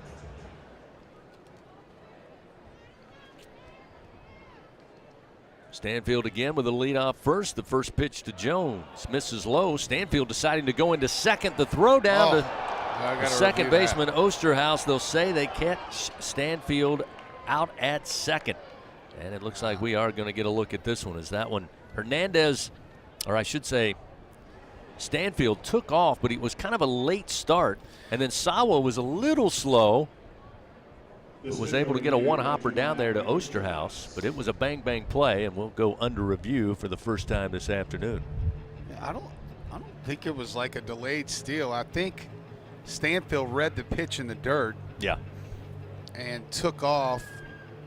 But when the base runner taps his helmet like that immediately, that's usually a pretty good indication that, well, I guess we'll learn about Chris Stanfield right now, but usually that's a pretty good indication that, Coach, I got in there. Let's see here. We get the replay in the booth. Super duper slow-mo. Takes that bounce on the grass on nice one hop. Nice play by Osterhaus in second. Oh, this is going to be close. This is going to be really close. That is very slowed down to what we were watching here in the booth. Is Stanfield trying to get the back right corner of the bag. He got it. He got it. He was right. He was right. I mean, but I'm telling you, his right pinky fingernail was on the bag when the glove touched him. I mean, it was really that close. Almost impossible to see that. So we're under review. Official review is always brought to you by Acme Oyster House. And, well, it's been taking a little bit of time here, which since replay has been instituted, all kinds of theories as to whether it's a quick review, a long review, what will the result be. I don't know that there's any hard. Look, his finger's on the bag right there. Yep, they zoom in. It looks like he is in by a finger. We've never seen that type of replay. I mean, that was literally like the fingertip touches the bag before the glove comes down. It is super close. That is awesome. Yeah, new technology with replay now in the SEC, and LSU a part of it. They're able to zoom in like that, slow it down. I'm surprised, though, to be honest with you, that they show that on the Jumbotron, because if he comes out and says that he's out, this place is going to go bonkers. Fans, some chase thrills, others drive it with the 2025 Tundra and Tacoma. Adventures at every turn. Test drive at your local Toyota dealer and visit Toyota.com today. Adventure, it's what we share. So we're still under review here. So if you're subscribed to the theory that the longer review means that it will be overturned. Like a trial? We'll find out, yeah. Again, the ruling on the field was Stanfield was out at second. But I think Doug Thompson, myself, and thousands of others here at the box and those watching, after watching that last slow-mo version, looks like Stanfield got in by a finger. But it's still being discussed. Here they come.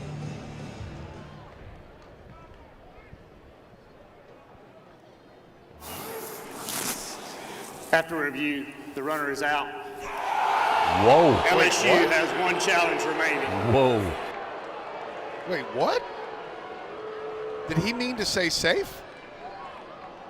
Well, Jason Bradley came out and made the announcement, not going to make any friends here in Baton Rouge. Maybe he didn't take his sunglasses off inside. I don't know. But nonetheless, they rule Stanfield out. So the call on the field is confirmed. And holy smokes. Now 2 outs, nobody on. Jared Jones digs back in with a 1-0 count. Walters 1-0 pitch. Inside, pops out of the mid of Sawa, rolls to the backstop, and now a 2-0 count to Jones. Well, that's really hard to believe.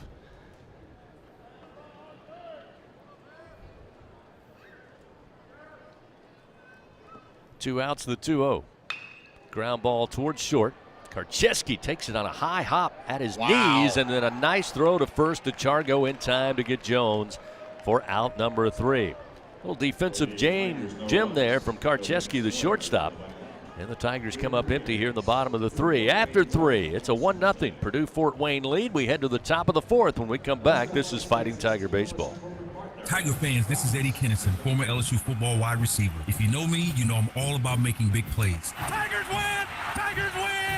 That's why I joined the team at LSU Sports Properties. Our goal here is to help businesses make big plays both on and off the field. If you want to give your brand that competitive edge and be a part of the biggest stage in college sports, give the corporate sponsorship team at LSU Athletics a call. Your brand, our fans. Utilize the power of LSU Athletics to promote your business and sponsor LSU Athletics today. Call 225-578-2788. Go Tigers.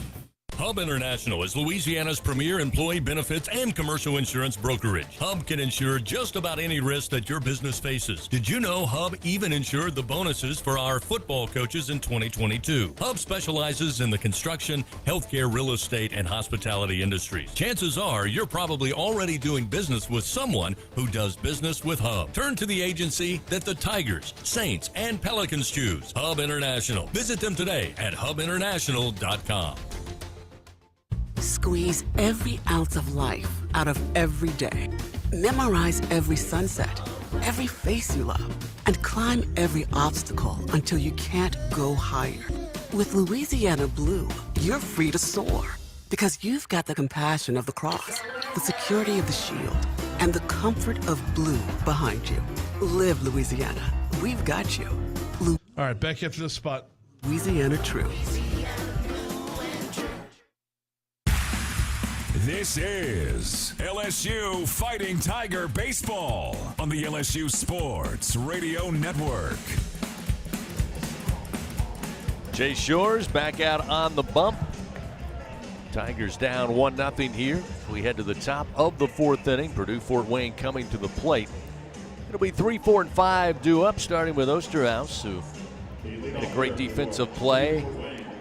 Eventually ruled Stanfield out on the stolen base attempt. You mentioned what a good play. Took it off the bounce from the grass. It was left of the bag, and he was able to glove it.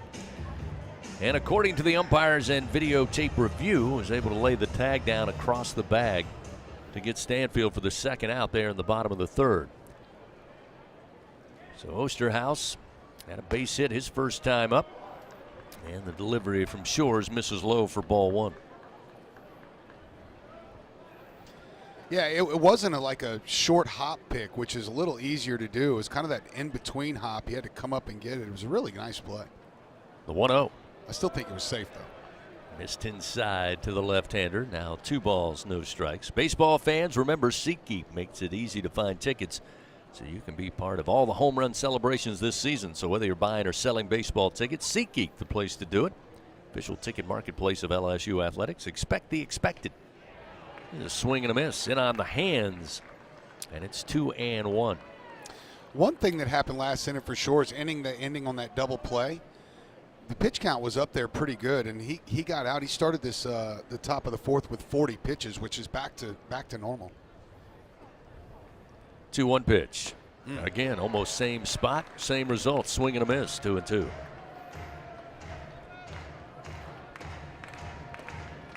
I mean, these arms are overwhelming. I mean, that one at 94, almost 95 miles an hour, and had that run in on the left-hander. Looked good until the very last second. 2-2 and a swing and a miss. 96-mile-an-hour heater. And Chase Shores, of course, strikeout 4 on the day, and there's one gone as Osterhaus heads to the dugout. We'll see Jackson Michaels. I'll tell you what I think of. Remember that staff from Florida a couple years ago? They came here to the box, got rained out. We actually beat them twice. And they had the big front-end starters, and they had 3 or 4 guys out of the bullpen that were also first round. That's what I kind of feel like with this LSU staff. You've got some big arms on the front end, and it doesn't get much easier when you go to the bullpen. Michael stands in the first pitch. Breaking ball for a strike. Nicely done by Shores. Gets him ahead 0-1. Yeah, a couple of bullpen arms we've yet to see on the season. Again, just 2+ games in. May get a chance today, but of course the headline was Chase Shores making his debut. That one just missed outside. Pretty good looking pitch, but it's 1-1. Yeah, talking to Jay just before the season, he said, man, we're going to have guys pitching on the 3rd week where everybody's going to say, where's this guy been the whole time? It's just, the abundance of riches they have in terms of big arms in the bullpen and in the front end. The 1-1, swing and a miss. Went down low to chase that one off speed, and it's 1-2. He was using Grant Fontenot as an example. Fontenot had a good fall, but not a great fall. And then all of a sudden the other day he had a bullpen where he was throwing 94 to 97 miles an hour. Here's the 1-2 pitch. And foul back into the screen to stay alive is Michaels.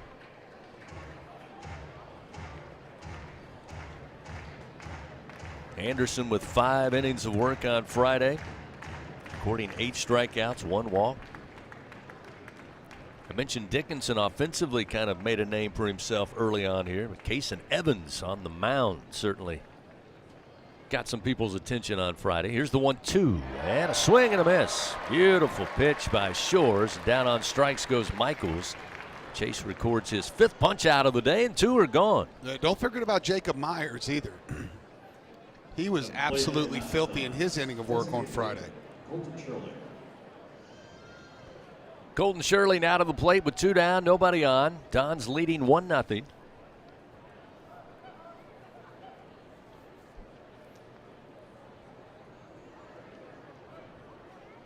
But Maverick Rizzi, wait until you see this guy.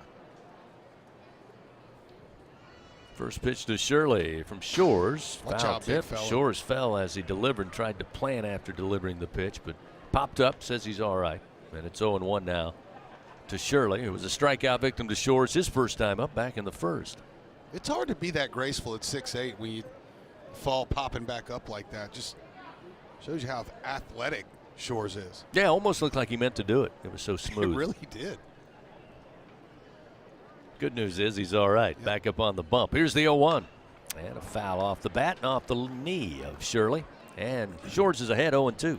And when you think about Rizzi and Schmidt, having those guys for the next couple of years, I think Rizzi's actually a 2-year guy, but William Schmidt's here for 3 years. We haven't even seen him yet. Yeah, that was one of the questions I got making my way into the ballpark today. You think we'll see Schmidt today? I was at my kids' games earlier today and heard that 3 or 4 times. 2 out, Shirley at the plate. Hernandez sets up outside of the left-hander, and the 0-2 is thrown there, but not chasing is Shirley, and it's 1-2. I'm sure our answers were the same, too. I hope so. Yeah, absolutely. How about a turkey here? 1 ball, 2 strikes, 2 down, nobody on. Shirley awaits. Oh, that one's going to catch the bat. They catch him, too. It came off foul down the third base line. Looked like May have got him on the hands. Man. Yep, he's shaking his left hand. Almost appeared to be in protection mode as that one came in on him. Oh, man, that's uncomfortable.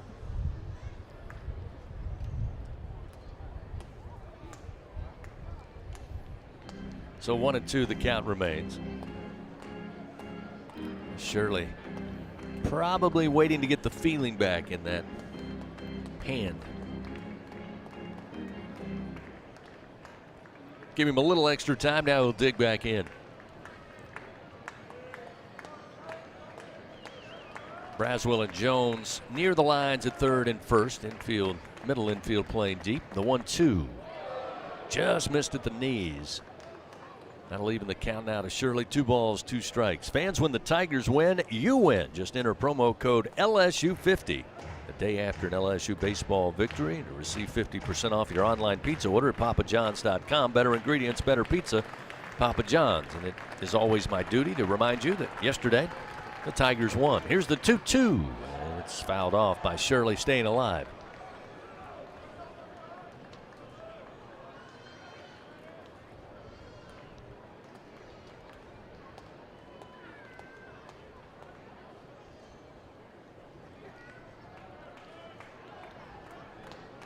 This will be the 55th pitch of the day for Chase Shores. 2 down, nobody on, and a 2-2 count. Shirley battling at the plate, trying to keep the inning going. Here's the 2-2.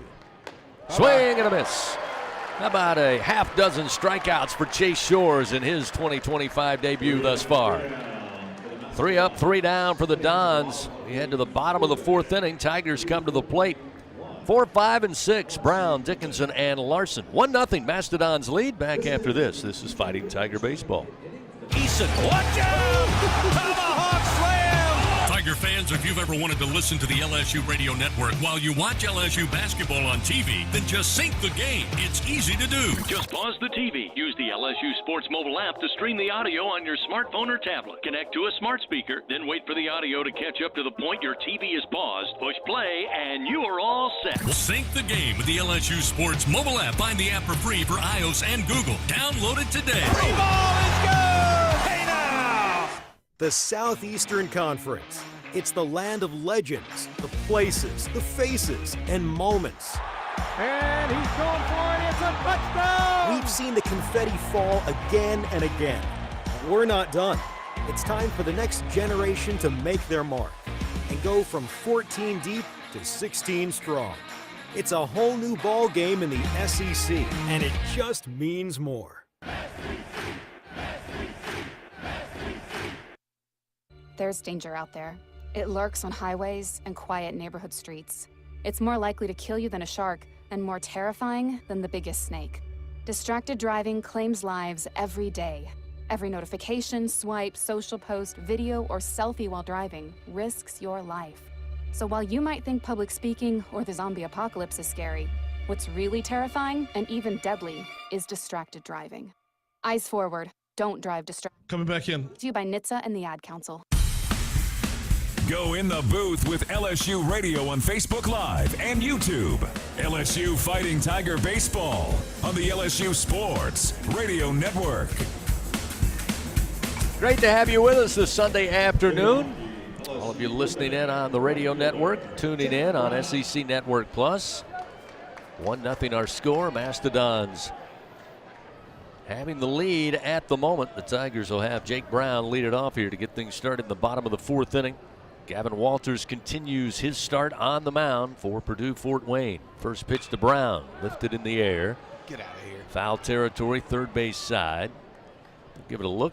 It'll go out of play, and it's 0-1 to Brown, who popped out to the second baseman Osterhaus his last time up. So you mentioned the changes. You like them? Yeah, sure. Nothing like a new refresh. Like the new wall, like the green on white? New wall, new seating. I'm curious to see somebody run full speed into that net.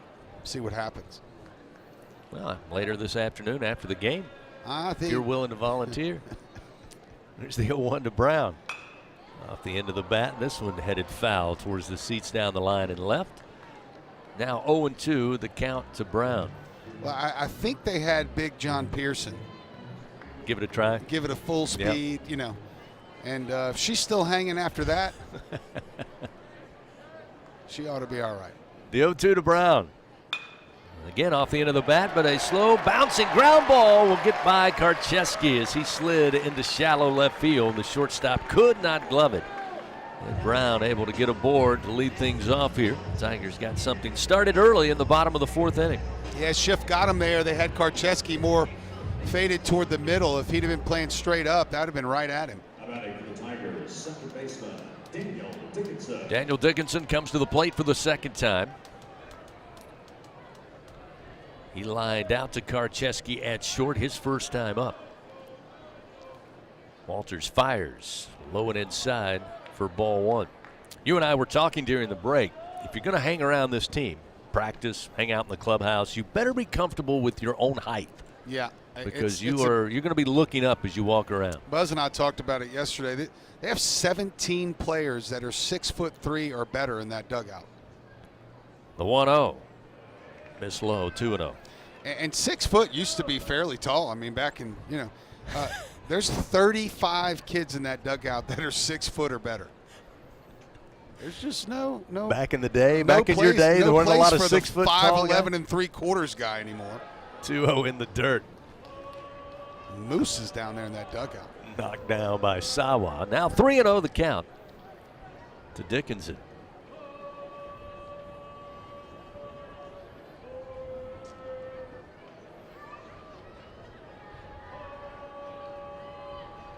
Brown down at first base.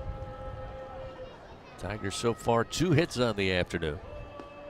This delivery missed low. That'll put runners aboard first and second now with nobody out. So a little reminiscent of the first inning. Gave up the single to Stanfield and put Carriel aboard. Eventually loaded up the bases, but Walters were able to navigate his way out of that. But again, with that pitch count now closing in, with next one will be 60, and the Tigers getting a chance to see Walters. They'll call for time and have the infield meet on the mound here. As Ashton Larson will step to the plate next. Fans, Dudley DeBosier stands up for the purple and gold. They fight for Tiger fans all across Louisiana. Dudley DeBosier, proud to be an official partner of LSU Athletics. So the meeting all broken up. They'll all head back to their respective positions here. Larson, a strikeout victim to Walters back in that first inning. He was able to navigate his way through a pretty tough part of the order there with the bases loaded. Now with runners first and second.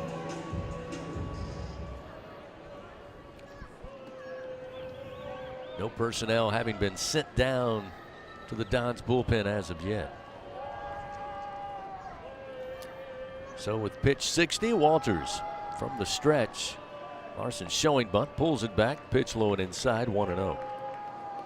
Just talking with our buddy Hunt. 6'9" with Rizzi. Is that the tallest? No, 6'10". It was right. Paul Gervais was 6'10". And I think I remember him being the tallest player at LSU, like in the history. Again, showing bunt. Yeah, this time a strike as Larson pulled the bat back. 1-1. We see some personnel now trotting their way down to the dugout left field way. We called him Tall Paul. Uh-huh.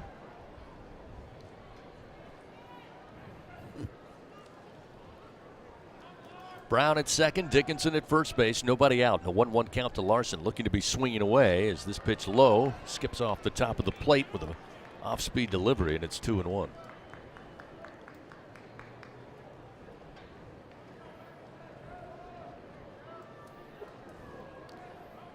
Ashton got some bright yellow shoes on. 2-1. In the air, right center field. Michaels going back to the track, and this ball is gone! Ashton Larson with a 3-run bomb, and the Tigers take the lead 3-1. That one left at 102, ended up 360 feet, 8 inches away from home plate. What a swing. Larson with his first home run of the season. 4th by the Tigers here in 2025, and that'll bring the box alive. Yeah, I mean, what's all this talk that we're not going to hit a lot of home runs this year and we're going to do it bunts and doubles? I mean, so much more efficient to just go over the fence. It's easier for everyone. Braswell stands in. Again, nobody out. After the 3-run homer by Ashton Larson. Walters delivers a first pitch strike on the inside corner, 0-1.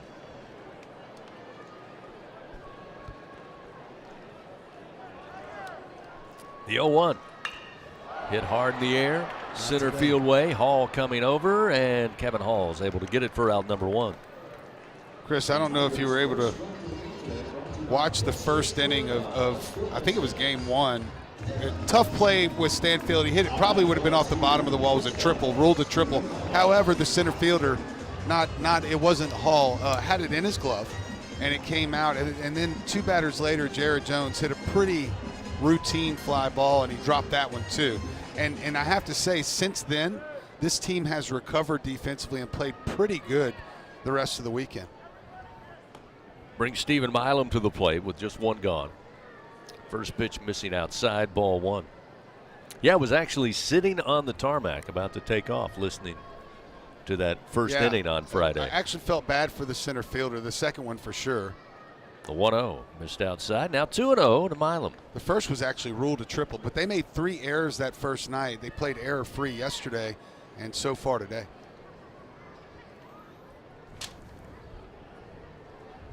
Two balls, no strikes to Milam. Grounded out to Chargo, unassisted his first time up at first base. This pitch just missed below the knees. Now 3-0 to Milam.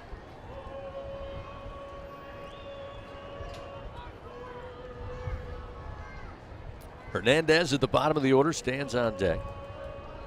Stanfield waiting in the wings. 3-0 delivery. Outside, ball 4. So 4 pitches, and Milam heads to first base. So now Walter's really starting to labor a little bit on the mound as we have a left-hander throwing for the Dons down the way and left. And that's going to bring a little meeting on the mound. I think that's Brent McNeil, the pitching coach. Yeah, he'll make most of the visits, and he has so far throughout the course of this weekend. But, even through those first 3 innings, Walters was at 46% strike. So I don't know that he threw 1 pitch over the wide of the plate. I mean, they had a game plan coming in, and he was able to execute it. And only walk 3 guys throwing 50% strikes is pretty good too. So he would get ahead and then waste a bunch of pitches to get to 3-2, and a battle ensued, and that's why he's at so many pitches now. And probably, I would imagine this would definitely be his last inning, if not right now. 1 out. A 3-1 LSU lead. The Tigers 3 runs on 3 hits, highlighted by Ashton Larson's 3-run homer to right center field. That LSU Online home run. Knock it out of the park with LSU Online and continuing education. So the meeting over with. Coach McNeil headed back to the dugout for third base side. Luis Hernandez will stand in for the Tigers. Fouled out first base side his first time up.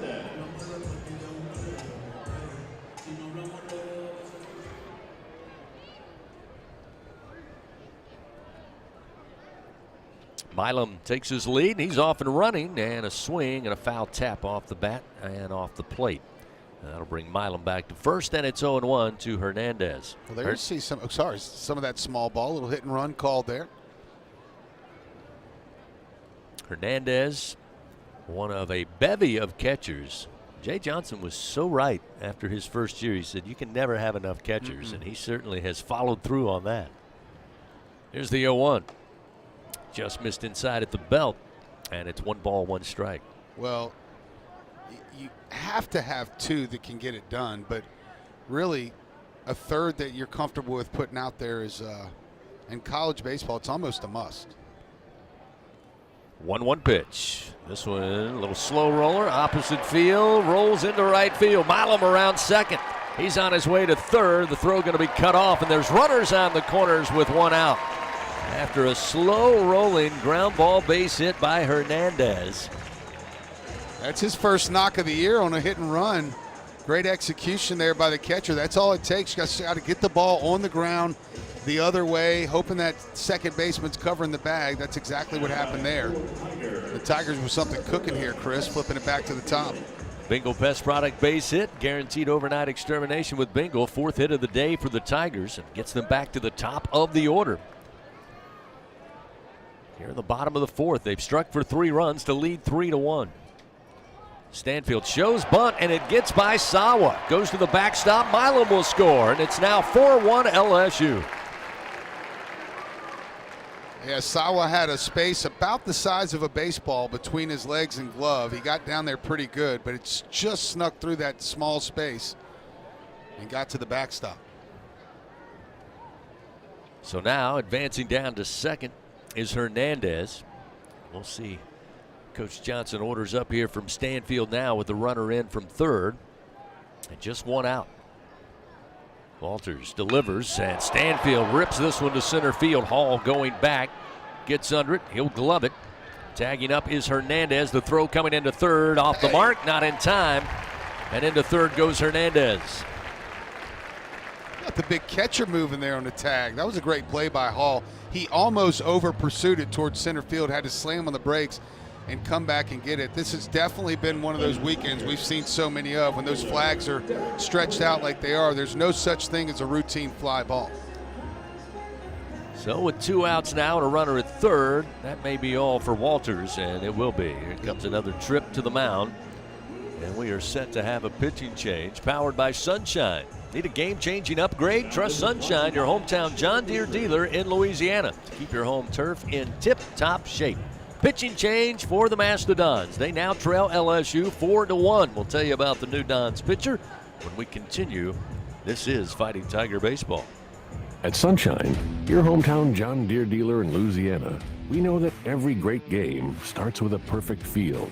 Our equipment, whether it's a mower or a tractor, we can ensure your grass is always game day ready, so you can focus on making memories. Because at the end of the day, it's more than just a game. It's about the community, the joy, and the LSU traditions. Visit sunequip.com to get the best starting lineup of John Deere equipment. Sunshine is a proud sponsor of LSU Athletics. Do you have both Medicare and Medicaid? With the People's Health Medicare Advantage Plan, you could get up to $280 per month to spend on utilities, healthy groceries, and over-the-counter items. $280 per month. Don't miss out on these extra benefits. Call 1-844-663-2133. Plans are insured through United Healthcare Insurance Company or one of its affiliated companies, a Medicare Advantage organization with a Medicare contract and a contract with the state Medicaid program. Enrollment in the plan depends on the plan's contract renewal with Medicare. Hey, LSU fans, you're invited to Louisiana's largest casino resort, Coshada. Coshada Casino Resort has the largest and most spacious gaming floor in the Lake Charles area, with thousands of the newest slots, over 55 table games, live bingo and off-track betting, plus 3 beautiful hotels, delicious Cajun cuisine, and the #1 rated golf course in Louisiana. Coshada Casino Resort is proud to support LSU. Go Tigers! All right, we're coming back here, and with 2 minutes to go in the first, LSU and Texas are deadlocked at 10. Fighting Tiger Baseball on the LSU Sports Radio Network. New pitcher into the game for the Mastodons. They'll hand the ball over to number 18, Aiden Pearson, taking over here with 2 outs. Runner at third. The Tigers leading now 4-1 if they have plated 4 runs here in the bottom of the 4th so far. Yeah, Aiden Pearson, a true freshman, 6 foot, 180 pounds. He's out of South Bend, Indiana, went to John Adams High School. I don't have any statistics on it, but I will tell you, somewhere in the low 80s and has a low 70s breaking ball. Fans pill, scratch, and win some cash. Heat things up with crawfish from the lottery. You can win up to $3,000. Pick up crawfish at any lottery retailer. Must be at least 21 to purchase. So Pearson takes over. He will face Curiel, Tiger left fielder here, with Hernandez down at third base. Tigers so far, 4 runs on 4 hits, highlighted by that Ashton Larson 3-run bomb just over the wall in right center. Pearson appears to be good with his warm-ups. Our home plate umpire, Joseph Smith, now will head back behind the plate before, or rather after he dusts it off.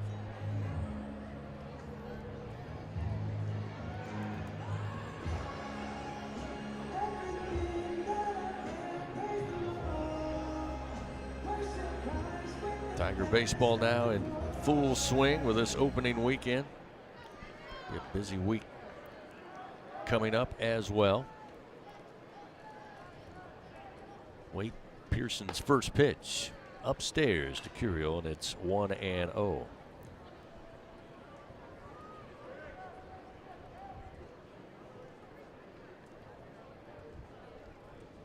Curiel today, a walk, flied out to right field. There's the 1-0. Misses outside. Now 2 balls, no strikes. Tuesday, the Tigers will host Southern here at the box. That one an early first pitch at 2 o'clock. Then first road trip comes up on Wednesday. They'll travel to Thibodaux, take on Nichols. First pitch at 6:30. The 2-0. Misses low. Now 3 balls, no strikes to Curiel.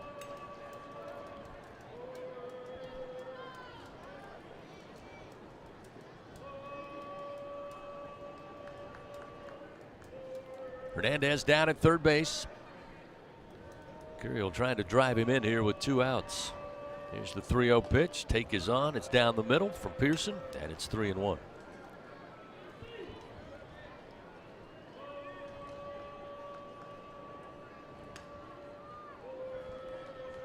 Tigers in their Sunday gold jerseys today. White pants. Of course, traditional purple lids. 3-1. Also down the plate at 85 miles an hour to fill the count up. 3-2 now. Mastodons in their gray with black lid. 2 outs, runner at third. Pearson fires. Payoff pitch. Ground ball up the middle. Backhanded by Osterhaus. Throws across his body, but it gets away from Chargo. That will score Hernandez. Headed into second base is Curiel, and it's now 5-1 LSU. Now you knew that was going to be a tough play. Osterhaus doing a fantastic job to get to it. Fielded it cleanly, but all the momentum carried him towards the second base bag. Had to get enough strength and accuracy throwing across the body and threw it behind the bag. Yeah, if he had it to do again, he would just plant his foot, stop and throw. He tried to throw it while he was still moving toward the shortstop side of the bag, and it's tough to do that across your body. He had plenty of time, though, to just field it and make the throw to first. So the throwing error assessed to the second baseman Osterhaus. Brings in another run, make it 5-1. On the throw, Curiel now down at second. And we'll see Jones at the plate. Jared today aboard on a walk in the first. Grounded out to the shortstop, Karcheski, last time in the third.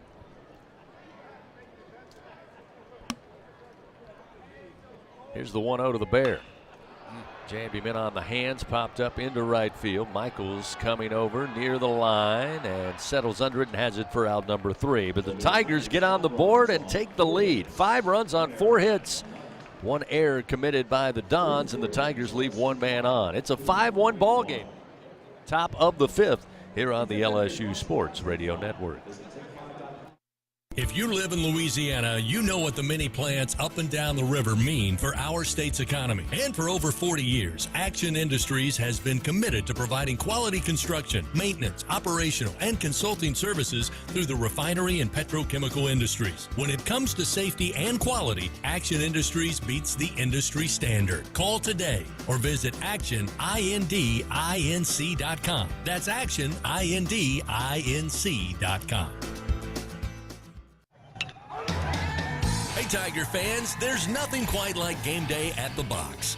To add to the excitement at the ballpark, your defending national champions invite you to enjoy our all-beef 44 Farms Tiger Dogs. The finest dogs in the land because they are made of all-natural Angus beef. To learn more, please visit them at 44steaks.com. That's 44steaks.com. 44 Farms, proud partner of LSU Athletics. So, what'd you do this weekend? Well, just took the Tacoma off-road, deep into the woods, got to this hidden campsite only it could reach. Nice. I hooked up the boat to the Tundra and hit up the lake. Towed it like a pro. Had the whole lake to ourselves. Hey, wait, did I mention I went rock climbing too? Uh-huh, yeah, thanks to the Tacoma's crawl control. Well, sounds like we both had fun weekends. Mine was better. The Toyota Tundra and Tacoma are built for all the fun. Test drive at your local Toyota dealer or visit Toyota.com. All right, coming back here. Places. Feature availability differs based on trim. See Toyota.com for details. Live action of LSU Fighting Tiger baseball continues from the LSU Sports Radio Network. 5-1 LSU leading over Purdue Fort Wayne here as we head to the top of the 5th inning. The Tigers scoring all 5 runs there in the 4th inning. Ashton Larson gave a charge with a home run, 3-run blast to right center field. Tigers able to add a couple more. One error committed by the Dons, their first since committing 3 on Friday in game 1. Throwing error by Osterhaus allowing a score to come in. Chase Shores continue. He has been spectacular today. 6 strikeouts. Giving up 3 hits, that 1 run coming back in the first frame. Augusto Schroeder leads it off for the Dons, and the first pitch just missing a little low, and it's 1-0. Yeah, that second time up through the lineup, Walters just couldn't trick him much anymore. He went 3 2/3, gave up 4 hits, 5 earned runs. He had 5 walks and 2 strikeouts. This one misses high from Shores, make it 2-0. Schroeder a strikeout victim, 1 of 6 today for Chase.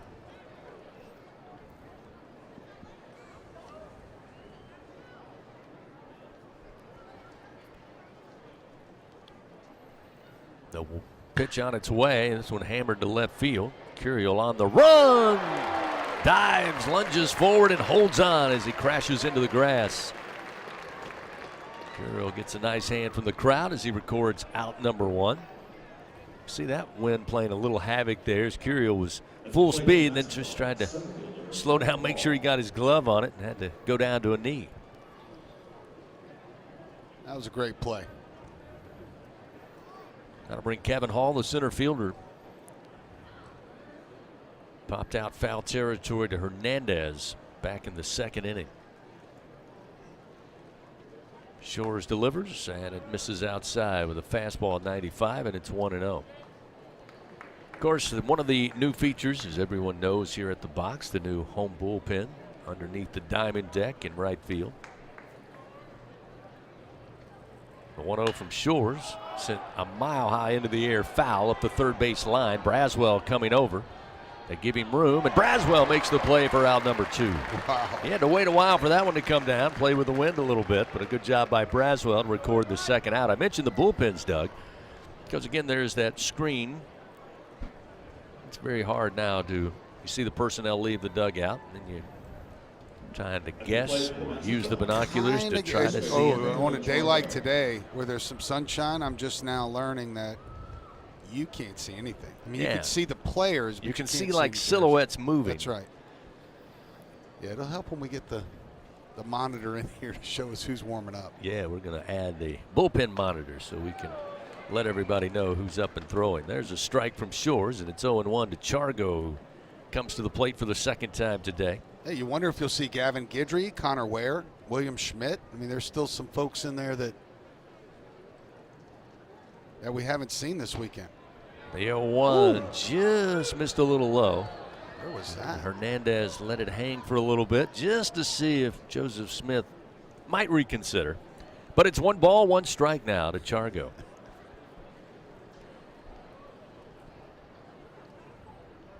One. Nasty swing and a miss. Chargo exiting the box as he made the swing. It's 1-2. That was filthy. I think Chargo would agree. So now Shores ahead in the count. The 1-2. Swing and a miss. Gets away from Hernandez, but he'll pick it up. Throw to first in time, and Chase Shores records his 7th strikeout, and that'll do it for the Dons. Here in the top of the 5th, they once again go in order. Tigers come to the plate in the bottom half of the 5th inning. Brown, Dickinson, and Larson due up. LSU leading 5-1 over Purdue Fort Wayne. Back after this. This is Fighting Tiger Baseball.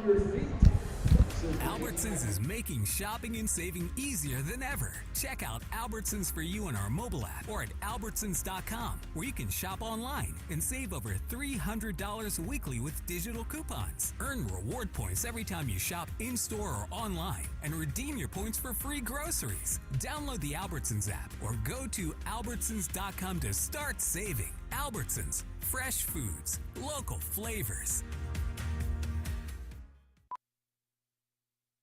How powerful is Cox Fiber?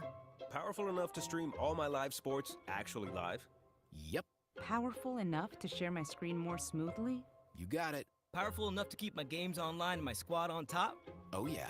That's pretty powerful. Introducing Cox Fiber, from the company with the fastest download speeds 9 years in a row. It's internet built for tomorrow, today. Cox, always building better. Limited availability in select areas. Speeds vary and are not guaranteed. Cox terms and other restrictions may apply. Analysis by Ookla of Speed Test Intelligence in Las Vegas, Omaha, Phoenix. Fixed median download speed Q2 2016 to Q1 2024.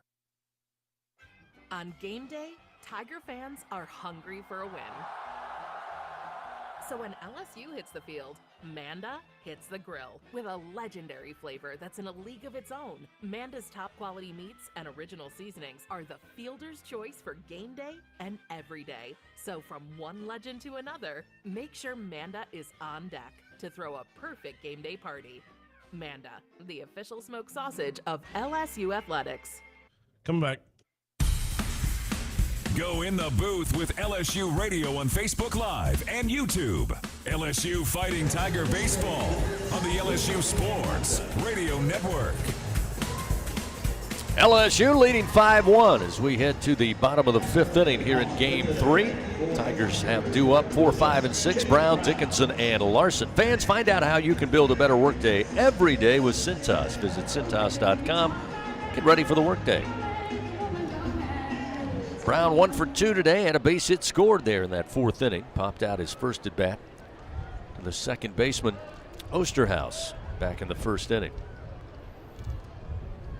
Lefty on lefty matchup as Brown awaits. And the pitch from Pearson low, ball 1.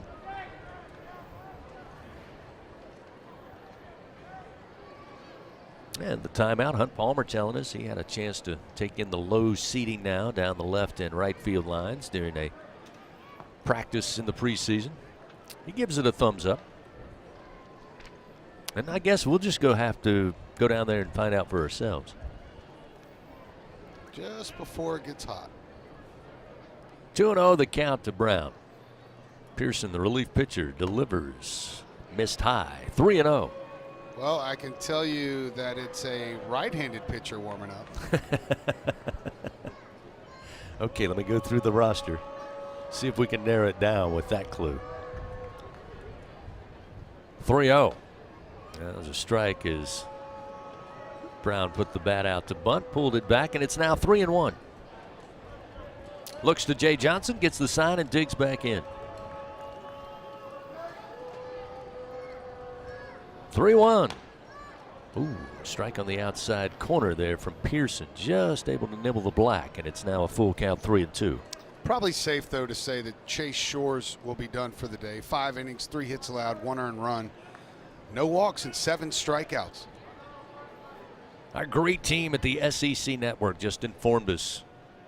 Grant Fontenot warming up in the bullpen. Ground ball up the middle. Got by the pitcher, Pearson, but a great play by Karcheski to get to it behind the second base bag, but he could not get the throw in time to beat out the speedy Jake Brown, who has an infield single. Yeah, that's 2 singles, ground balls right at the shortstop direction, and Brown's speed beat that one out. So that's how the last inning started. An infield ground ball by Brown, getting on board to lead it off. And now we'll see Dickinson to the plate. 0 for 1 today. Reached by way of walk in the fourth and came around to score.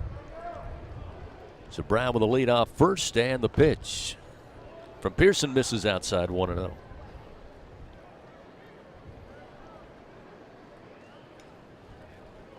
Always good to have several extra sets of eyes.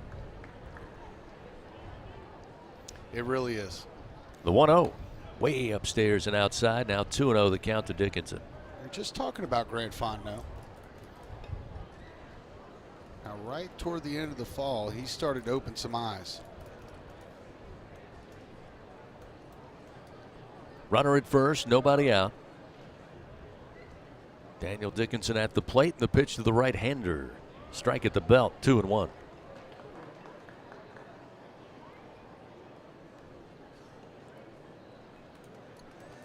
Josh Simpson, quick word with Jake Brown at first base. Now Jake will start to take his lead. 2 balls, 1 strike to Dickinson, nobody out, and a 5-1 LSU lead.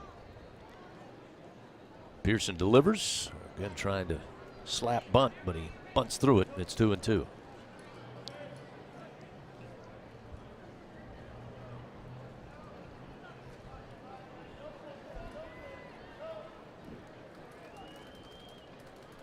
Plenty of opportunity this coming week to see the Tigers in action. There's the throw over to first, and Brown back safely. As we mentioned, Southern on Tuesday with a 2 o'clock first pitch. Then on Wednesday night on the road to take on the Colonels of Nichols. That one first pitch at 6:30, and then back here at the box for a 3-game set with Omaha. Can you remind me tomorrow afternoon that Tuesday game starts at 2 o'clock? Yeah, let me make a note of that. Here's the 2-2. Oh, beauty of a breaking ball there right over the plate. Handcuffs Dickinson, and a big strikeout for Pearson records the first out of the inning.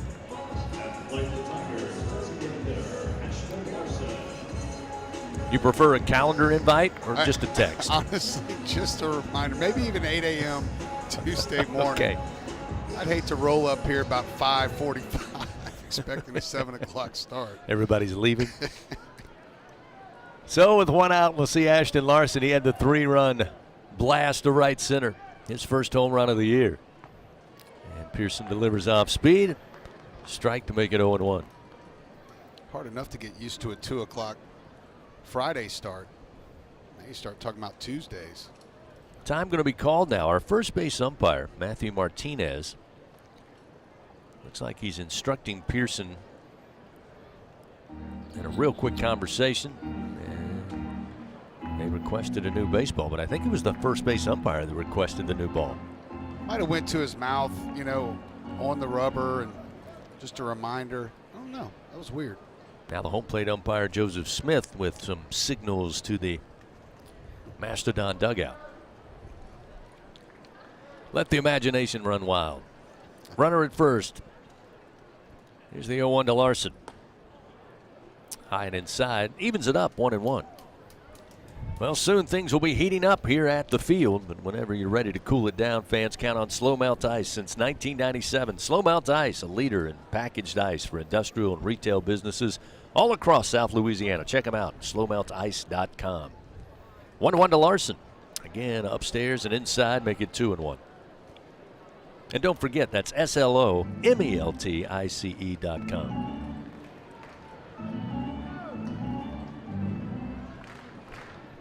A lot of the clouds getting out of the way now. A lot of blue sky. The majority of the field here at Skip Bertman covered in sunshine. The 2-1. High and inside, little chin music, and a throw down to first. Brown back safely standing up, and it's now 3-1 to Larson. Good hitters count. The hitters count, some would say. Larson, a strikeout victim back in the first, but came back with a 3-run homer in the 4th inning. Got the Tigers on the board, gave them the lead. 3-1 to Ashton. Smack to center field. It's a base hit. Kevin Hall coming over will glove it. Jake Brown around second. The throw coming will be cut off by the shortstop. Now they're going to catch Larson in a rundown between first and second. Keeping an eye on Brown at third. So far he's staying put, and they will tag Larson out between first and second for the second out of the inning, as Brown really never flirted with coming down the line. Yeah, and for all the young players watching at home, that is why you hit your cutoff man. He hit him right in the forehead, which gave the shortstop the opportunity to turn around quickly and throw behind Ashton Larson. It was perfect execution on defense, and paid off in an out for Purdue Fort Wayne.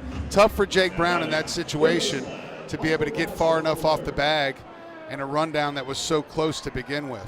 Larson erased from the base pads. Brown remains at third, and we'll see Michael Braswell come to the plate in the first pitch. Little tapper left of the mound. Pearson mishandled it. Now picks it up with a bare hand, throws to first, and in time to get Braswell at first base. They're reviewing it. And it immediately appears, as Doug says, they will take a look at that one. Well, I learned yesterday the first thing that Coach Jay looks at is his first base coach. And right there, I think that's Josh Simpson, quickly gave him the he was safe call. So we'll see how this one pans out. So the Tigers already used one challenge on the steal attempt by Stanfield. Did not go in their favor, so they had one challenge remaining, and they have used it here. As two members of our umpiring crew will head back to the video monitors and take a look. We'll get a look as well here in the booth, and we'll try our best to yeah, we were wrong last time. give you an assessment. But what were they? You know, they magnified the finger hitting the bat. I don't know. That was a weird one. Ruling on the field was out. Braswell out at first, so they have to have indisputable evidence to overturn the call. We'll get our first look here coming from the third base camera. Braswell going for the green secondary first base bag, and okay, now look. He's safe. This one, I'm positive he's safe. You're taking this one. This was the positive. One. Absolutely positive. You're going to die on this hill. Listen, if he calls him out, they're going to throw stuff on the field. Oh, please don't do that. I know it's only open and weekend and all, but look, here we go. That was quick. He's definitely safe. After review, the runner is safe. There we go. LSU has one challenge remaining. So the Tigers get the call. It's overturned. That will score another run, make it 6-1.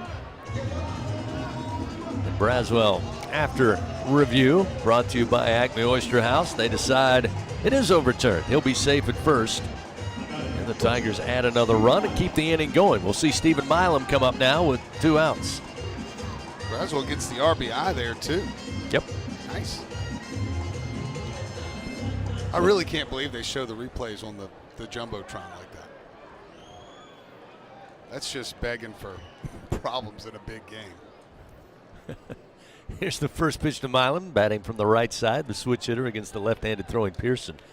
Pitches away, and it's 1-0. Well, we live in an age of full disclosure, Doug, so we got the technology. I feel like they don't even do that in football, though, right? Do they? Maybe they do now. Well, it comes and goes. Depends on where you are. Here's the 1-0. And this one swung on, but lifted foul. Down the line and left out of play, and it's 1-1. I can still remember a football game at Tiger Stadium. I can see Trev Falk and Brady James pointing to the Jumbotron to the officials, and the referee wouldn't turn around and look at the Jumbotron. I just didn't think they did that. Showed they haven't ever here, right? I mean, they've never showed the replay up there while the guy's down there trying to make the call. 1 ball, 1 strike to Milam. And this time popped up foul over the first base dugout out of play. Milam falls behind 1-2. Tigers with taking the lead, 5 runs in the bottom of the 4th. On the overturned call at first, they add another so far here in the 5th inning. 1 run on 3 hits. They've got Braswell at first. 2 outs and a 1-2 count to Milam. The pitch inside. Good job by Sawa sliding over. Covers it up. And it's an even count, 2-2. Not sure how that missed Milam's back foot there.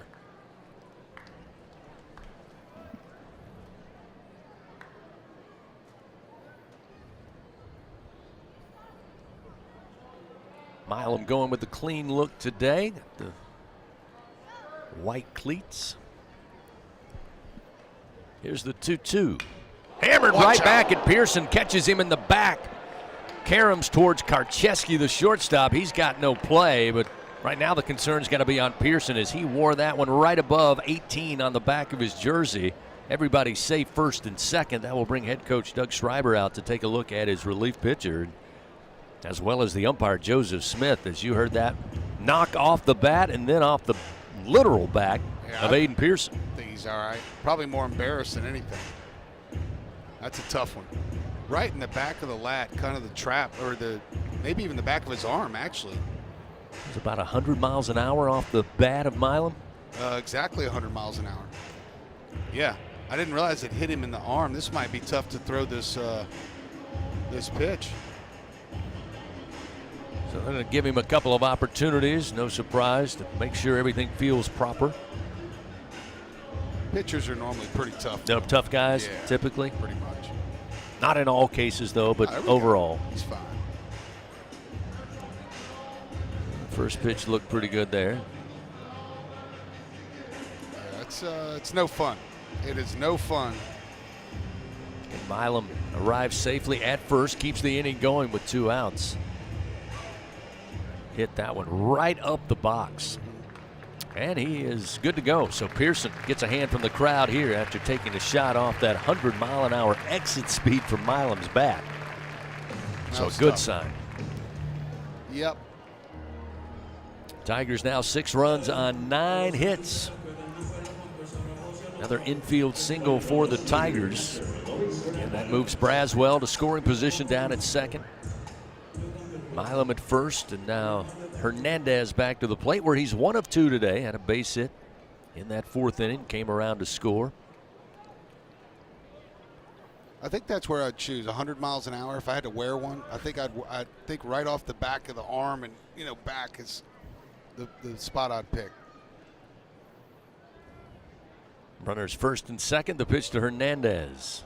Breaking ball missed inside, and it's 1-0.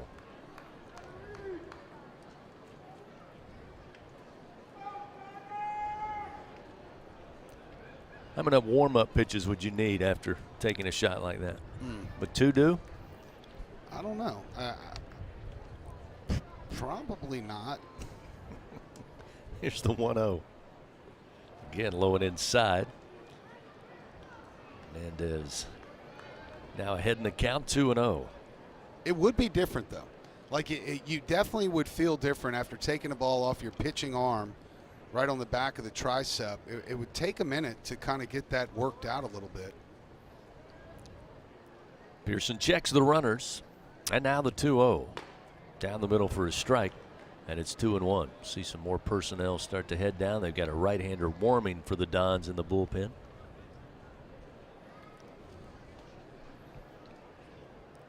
Chase Shores, by the way, 5 innings thus far. 67 pitches thrown. That pitch misses high to Hernandez. Now 3-1. Yeah, that's Rex Stills down in the bullpen. 6'4", 210-pound right-hander. He's a redshirt senior.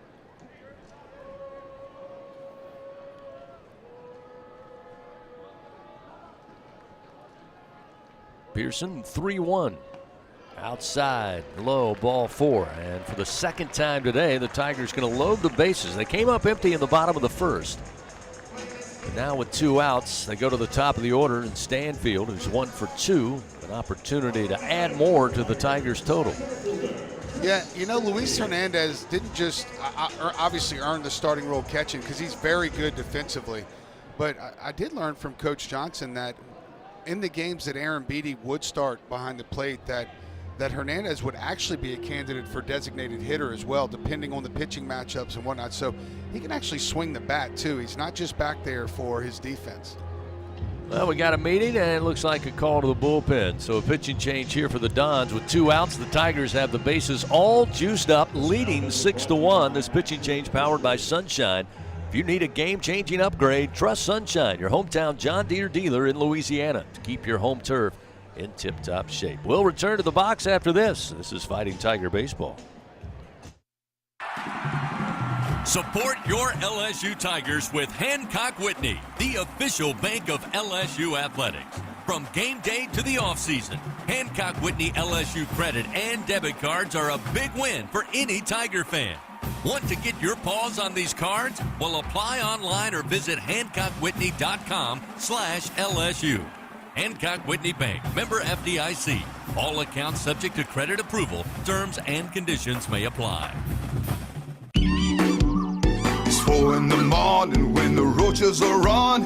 You need the Bingo Roach Spray. Get ready for a bug-free Louisiana summer with Bingo Pest Control products. Our best-in-class indoor and outdoor solutions are powerful enough to eliminate those never-ending bugs, guaranteed. Visit bingo.com or call 833-GO-BINGO. Bingo keeps pests gone. If you're tired of trying, you should be buying the famous Bingo Roach Spray. At Sunshine, your hometown John Deere dealer in Louisiana, we know that every great game starts with a perfect field. Our equipment, whether it's a mower or a tractor, we can ensure your grass is always game day ready, so you can focus on making memories. Because at the end of the day, it's more than just a game. It's about the community, the joy, and the LSU traditions. Visit sunequip.com to get the best starting lineup of John Deere equipment. Sunshine is a proud sponsor of LSU Athletics. Coming back in. Go in the booth with LSU Radio on Facebook Live and YouTube. LSU Fighting Tiger Baseball on the LSU Sports Radio Network. As we continue on this Sunday afternoon, we need to pause 10 seconds for station identification. This is Fighting Tiger Baseball on the LSU Sports Radio Network. This is LSU Fighting Tiger Baseball on the LSU Sports Radio. Back in 5, 4, 3, 2, 1. Back to you. Along with our producer, Brian Haldane, complete crew of the SEC Network. Chris Blair, Doug Thompson, happy to have you with us here this Sunday on both radio and television. LSU leading 6-1. New pitcher into the game. Rex Steele, a right-hander, takes over. Tigers bases loaded, 2 outs. And the first delivery to Stanfield. Misses high and outside for ball 1. Yeah, Steele's fastball, curveball, changeup, 84 to 87 with his fastball. Curveball's going to be in the low 70s. Changeup sits in the mid to upper 70s.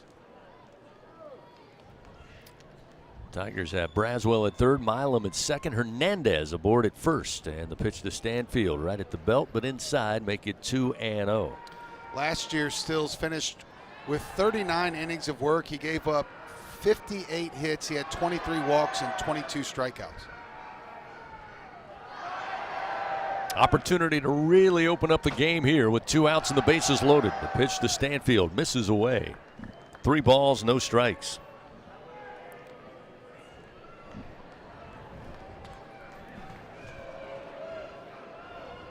Runners take their lead, first, second, and third. Here's the 3-0. That one a strike. Stanfield taking all the way, and it's now 3-1.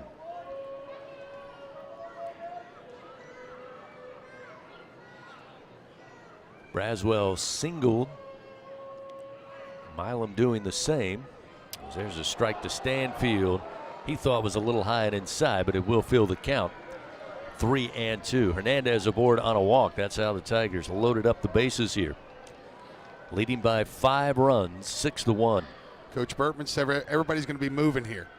The 3-2 ground ball, but a chopper foul down the third base line. And what do you know? What do you know? The legend called it. Right, huh? What a thrill to sit up here high above Skip Burtman Field at Alec Box Stadium watching LSU baseball with the greatest of all time, Skip Burtman. It's almost as if they don't need to pay us, Doug. Not for times like this, that's for sure. The 3-2 fouled back by Stanfield. He'll stay alive. Runners will return to their bases. We'll try to figure out how to get this third headset set up between innings. If you'll stick around for a minute, maybe, Coach. If we can't figure it out, you're going to take mine. How about that? I'm sure folks would much rather hear from you. Payoff delivery with the bases loaded and a swing and a miss. Stills able to bring the heat high, and Stanfield couldn't find it. And the Tigers, for the second time today, leave the bases loaded. However, they add another run, make it a 6-1 ball game here as we have played 5 complete at the box. The Mastodons come to the plate next when we continue. This is Fighting Tiger Baseball. It's 4 in the morning when the roaches are on. You need the Bingo roach spray. Get ready for a bug-free Louisiana summer with Bingo Pest Control products. Our best-in-class indoor and outdoor solutions are powerful enough to eliminate those never-ending bugs, guaranteed. Visit bingo.com or call 833-GO-BINGO. Bingo keeps pests gone. If you're tired of trying, you should be buying the famous Bingo roach spray. Join the school with the winning track record in education. With LSU Online and Continuing Education, choose from over 150 degrees, certificates, and courses designed to match your specific goals. Earn the same on-campus degree from anywhere with flexible learning options tailored to your needs. You'll call the plays. Start your journey to success today at online.lsu.edu.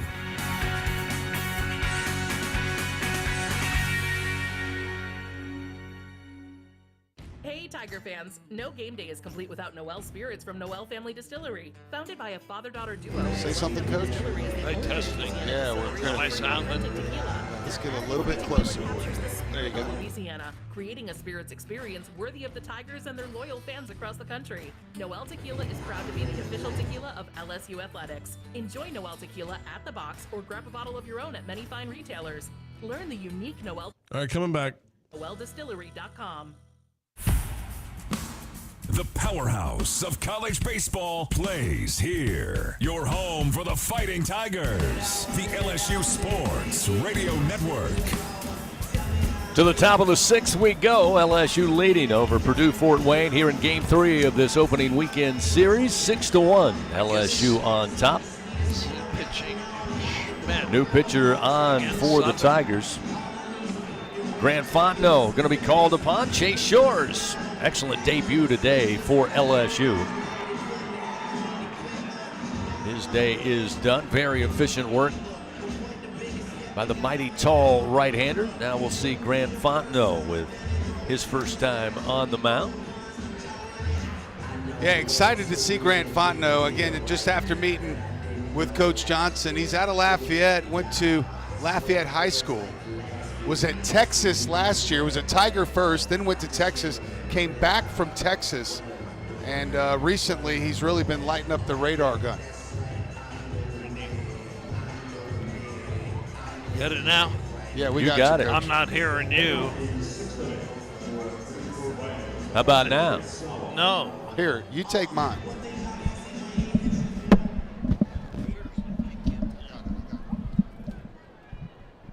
So Fontenot's first delivery to the catcher, Grant Sawa. Going to miss outside. 93-mile-an-hour fastball just out the outside corner, and it's 1-0. Yes, indeed. We mentioned thrilled to have the legend Skip Bertman here in the booth taking in opening weekend. That delivery missing low from Fontenot. Now it's 2-0.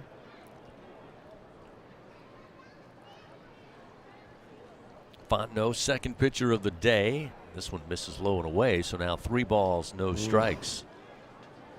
Just got word as well, Coach, that Fontenot's coming in, and William Smith, the highly touted freshman, is down there in the bullpen as we speak. Right. Warming up. That may be part of the plan today. There's the 3-0 delivery and another fastball inside corner. And that will make it 3-1 to Sawa, who, by the way, is a strikeout victim to Shores, one of 7 today for the big right-hander.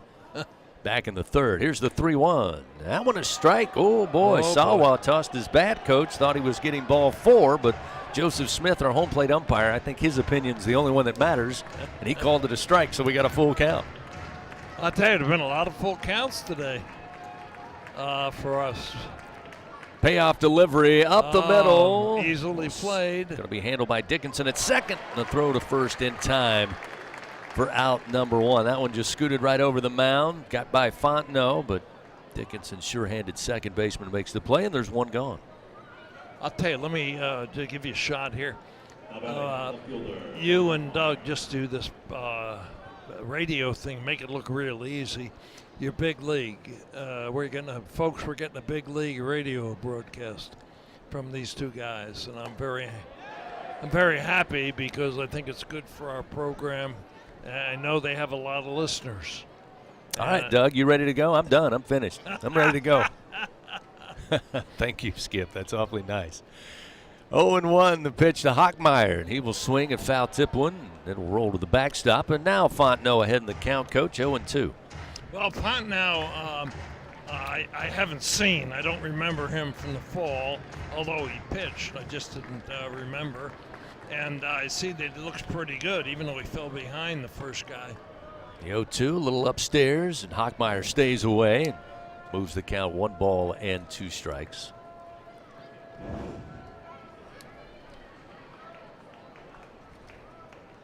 Here's the 1-2 delivery from Fontenot. Called strike 3. Down on strikes goes Sawa. Nice pitch. Beauty off speed. Sawa completely no offering with the bat. And there's quickly 2 gone here in the top of the 6th inning. That will bring the shortstop, Karcheski, to the plate. On the day, he's 1 for 2. He had a base hit, scored the lone run for the Dons back in that first inning. They started off with a lot of adrenaline. in that first inning because Shores was thrown in as 97 and even 198. But these guys had a lot of adrenaline, and they were swinging. Did a good job. 1-0. There's a swing and a miss to even the count. Karcheski now with a 1-1 count. Although we misplayed, it was a nice throw to second base by Hernandez with first and third, and we didn't play that real well. 1-1 fouled off into the screen right side. Now Fontenot in the driver's seat ahead in the count, 1-2. Quite a bit of a collection of talent Jay Johnson has for this Tiger He team. sure does, especially on the mound compared to last year. 2 outs. The 1-2 sails away, 2-2. I think they're really good. I think that pitching is particularly good, and Nate Yeske, pitching coach, there's a lot of credit as usual.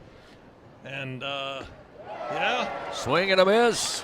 2-2 pitch got him to chase it outside, and Karcheski down on strikes. So a good showing for Fontenot as the Dons go in order here in the top of the sixth. It's still a 6-1 LSU lead. We've got the legend Skip Bertman with us here. We'll take a timeout, come back. Bottom of the sixth inning coming your way. Curiel, Jones, and Brown, 2, 3, and 4 due up next when we continue. This is Fighting Tiger Baseball.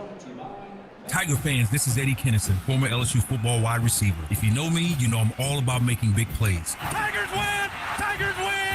That's why I joined the team at LSU Sports Properties. Our goal here is to help businesses make big plays both on and off the field. If you want to give your brand that competitive edge and be a part of the biggest stage in college sports, give the corporate sponsorship team at LSU Athletics a call. Your brand, our fans. Utilize the power of LSU Athletics to promote your business and sponsor LSU Athletics today. Call 225-578-2788. Go Tigers. The Southeastern Conference. It's the land of legends, the places, the faces, and moments.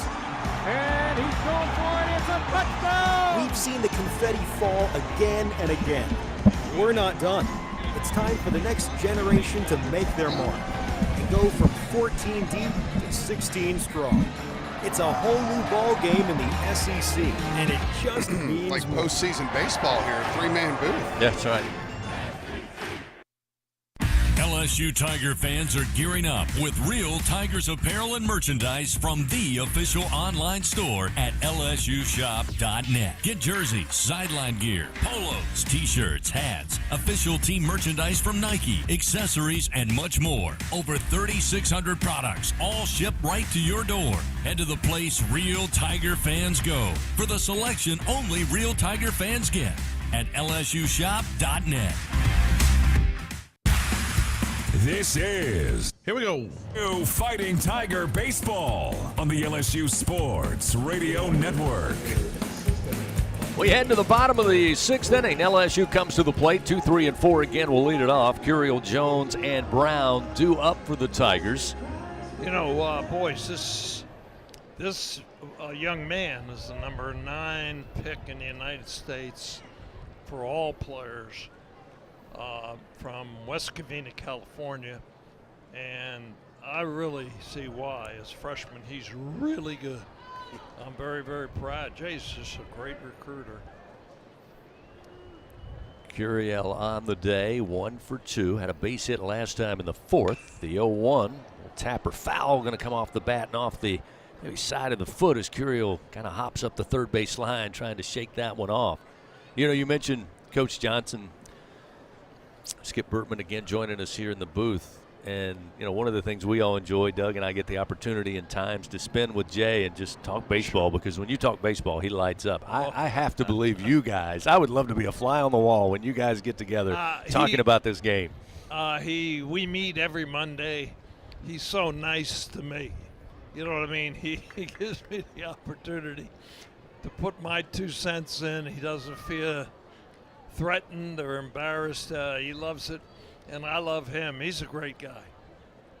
0-2 the count to Curiel after that foul. He digs back in, and this one upstairs from Steels, and it now moves to 1-2. Cade Arabidi, yesterday's catcher, was the number 1 catcher in the United States. He's real good. Here's the 1-2, the pitch. Outside and low, that'll even it up. Coach, you've always said every 3 or 4 years you might get a freshman in that can actually start and maybe make an impact in the SEC. Last year you had Stephen Milam, who, of course, played very well, almost got stronger throughout the year. And early on, it looks like Curiel here has a chance to be one of those guys. 2-2, chopping ground ball to second. Going to be fielded. Another fine play by Osterhaus. This time he takes time, settles, and throws to first for the first out of the inning. I hope so. He leaned forward a little bit to get his real good cut there and swung at a breaking ball. But he's real good. And, of course, Hernandez from Indiana State is excellent. And Daniel Dickerson from the Utah Valley, right? Put me on the spot, Coach. Yeah. Here, let me get. Is it Utah Valley? Yeah.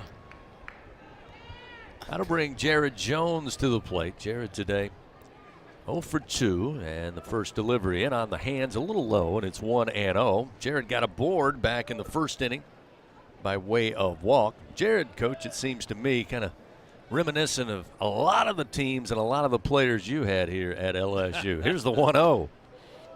Just misses. Thanks, that's right. I had a lot of big, strong guys, but the bats were different. You know, the ball exploded off the bat. Pitchers weren't quite as good either. And the pitchers weren't as good. Here's the 2-0. Missed inside. Now 3-0 to the Bear. By the way, Dickinson, of course, is a transfer from Utah Valley. I can't even really believe I looked at the roster once Coach Burtman said it. 3-0 the count. 1 out, nobody on. And a huge swing, and it's 3-1. He might as well. I mean, he's not going to get a better pitch than the 3-0. It's been amazing to watch Jared. Again, his freshman year, he certainly stormed on the scene.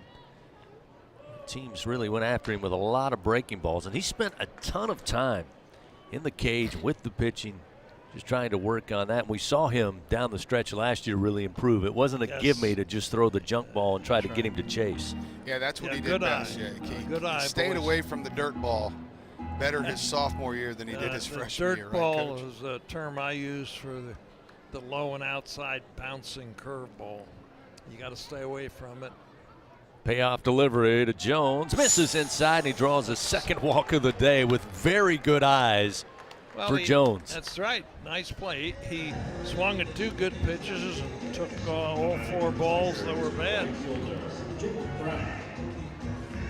Jake Brown comes to the plate. Jake today 2 of 3 swinging the bat. A couple of singles, 1 in the 4th, 1 in the 5th. He scored twice.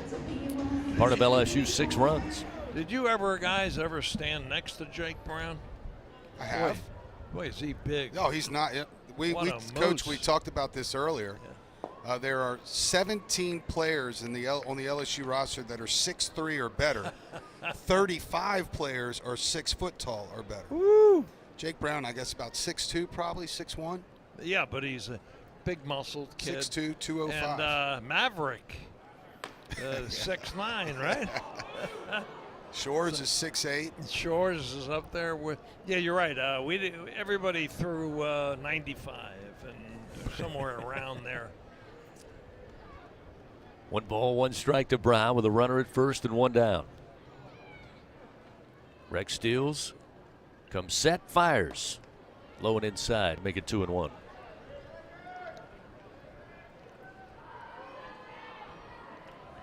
Coach, what do you think about the improvements to the box? Oh, good call.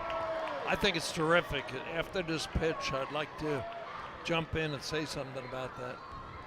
Brown awaits the 2-1. Runner goes, swing and a miss. The throw down to second, gets away from Karcheski. Going to be backed up by Osterhaus. But into second base safely is Jared Jones. Yeah, we've run a lot. But in answer to your question is, for the folks out there, the bullpen was built in right field under the bleachers, but they weren't able to do that in left field, so they did a great job of setting up a bullpen that's cordoned off. Okay, they have seats that are 8 people in a box. They haven't sold them all yet, so I think you should come. That's really a great thing. So we took away a little fair territory, almost, and a little less foul territory. but I think it looks beautiful. Runner at second, the 3-2, and that's a foul off the leg of Brown. A little slow roller up the first base side in the grass, but he'll get another crack at it here. Still the count, 3 balls, 2 strikes. And, Coach, I actually checked. Doug had a great question about the new low seating down left and right field. Not only is it a great vantage point, you're right there literally on the field, but they have waiter service. You got concession service, so you just sit back and have them bring it to you. It's like a box, but only for 8 people. You got to buy 4 tickets, you know, just when you buy it, so it hasn't sold out yet, but it will. And we have it 11,000 for the first game. I'm so proud of fans.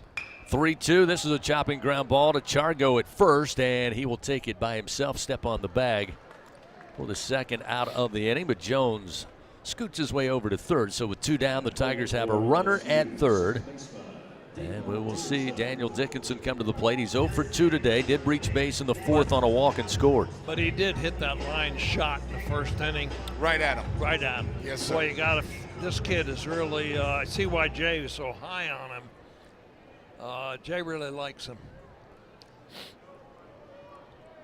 Righty on righty matchup here. Pitch from Steele. Breaking ball called, strike 0-1.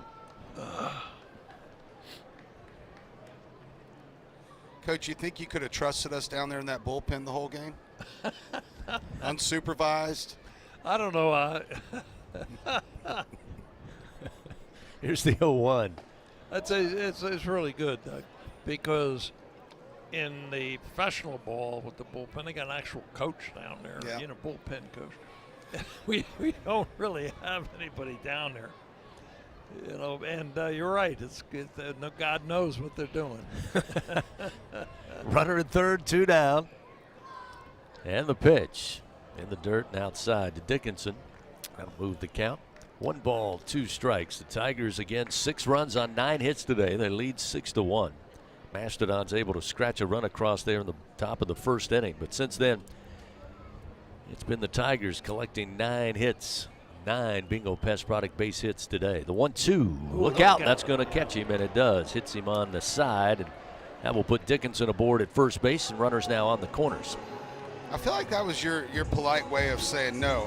There's no way I would have or could have trusted you. And you know what? You're right. There's no way that we could have stayed locked in down there the whole game. I agree. But let me say that Larson, who's playing today, I mean, he's locked in, right? He had a homer and a hard single. Well, he's locked in pretty good. Yeah, we'll see Ashton Larson return to the plate here with 2 outs. An opportunity for the Tigers with runners first and third. Rex Steele, the relief pitcher, the right-hander, certainly wants to have other ideas. We'll see what Larson does. The first pitch, high and inside, ball 1. Yeah, this is a good opportunity for Larson to make his bid for that DH spot, which is going to move around a lot. Jones at third, Dickinson at first. With 2 outs, the 1-0. Just missed the outside corner away, and it's now 2 balls and no strikes. Speaking of Jay Johnson, want to invite everybody out. Coming up on March 17th, it's the season premiere of the Jay Johnson Show, live from TJ Ribs. Coach Onahan, always very open candor, gives you the very latest on the Tiger baseball team. Hope to see you there on the 17th. And the Jay Johnson Show presented by Our Lady of the Lake. Yeah, I do agree. That's a wonderful show. You guys do a great job, but the fans that are there are terrific. And, of course, the actual airing of the radio show out there, a lot of people listen. A lot of people. Here's the 2-0. And, again, missed. Make it 3-0 the count now to Larson.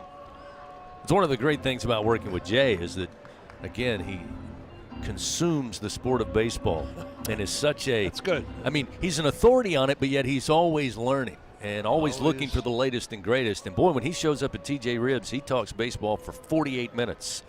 Runner headed down to second as the pitch was outside. The throw was down, but nowhere close. So the Tigers now with 2 in runner scoring position at second and third with 2 outs. Strike.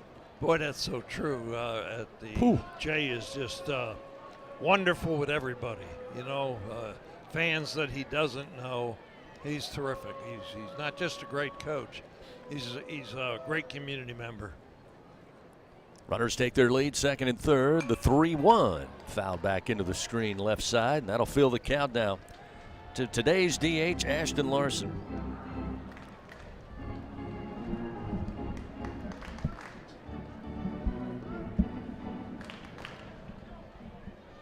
No skip, obviously. It goes without saying. Early part of the season, get challenges, try to work on the lineup, get your pitching rotation in play, and then you hit the SEC, and it's going to be another brutal year in this league. This one slapped down the line, base hit into the corner in left. That'll score Jones. Easily coming around from second base will be Dickinson, and a 2-run double off the bat of Larson. How about a single, a home run, and a double today for Larson? That's a great opportunity. He needs that because he's playing 22 guys, and it's hard to get everybody in there. So obviously he's switching from day to day, but that shows that Aston is a good candidate to be the regular DH, you know, when coach settles on it. So now we'll see Michael Braswell come to the plate as this inning continues now. Still the Tigers, another threat, runner in scoring position at second base, and an 8-1 lead. Braswell, a base hit last time at the plate in the 5th inning. He's 1 for 3 today. Stills delivers. Outside, ball 1. Got a big right-hander warming up down in the Mastodons bullpen.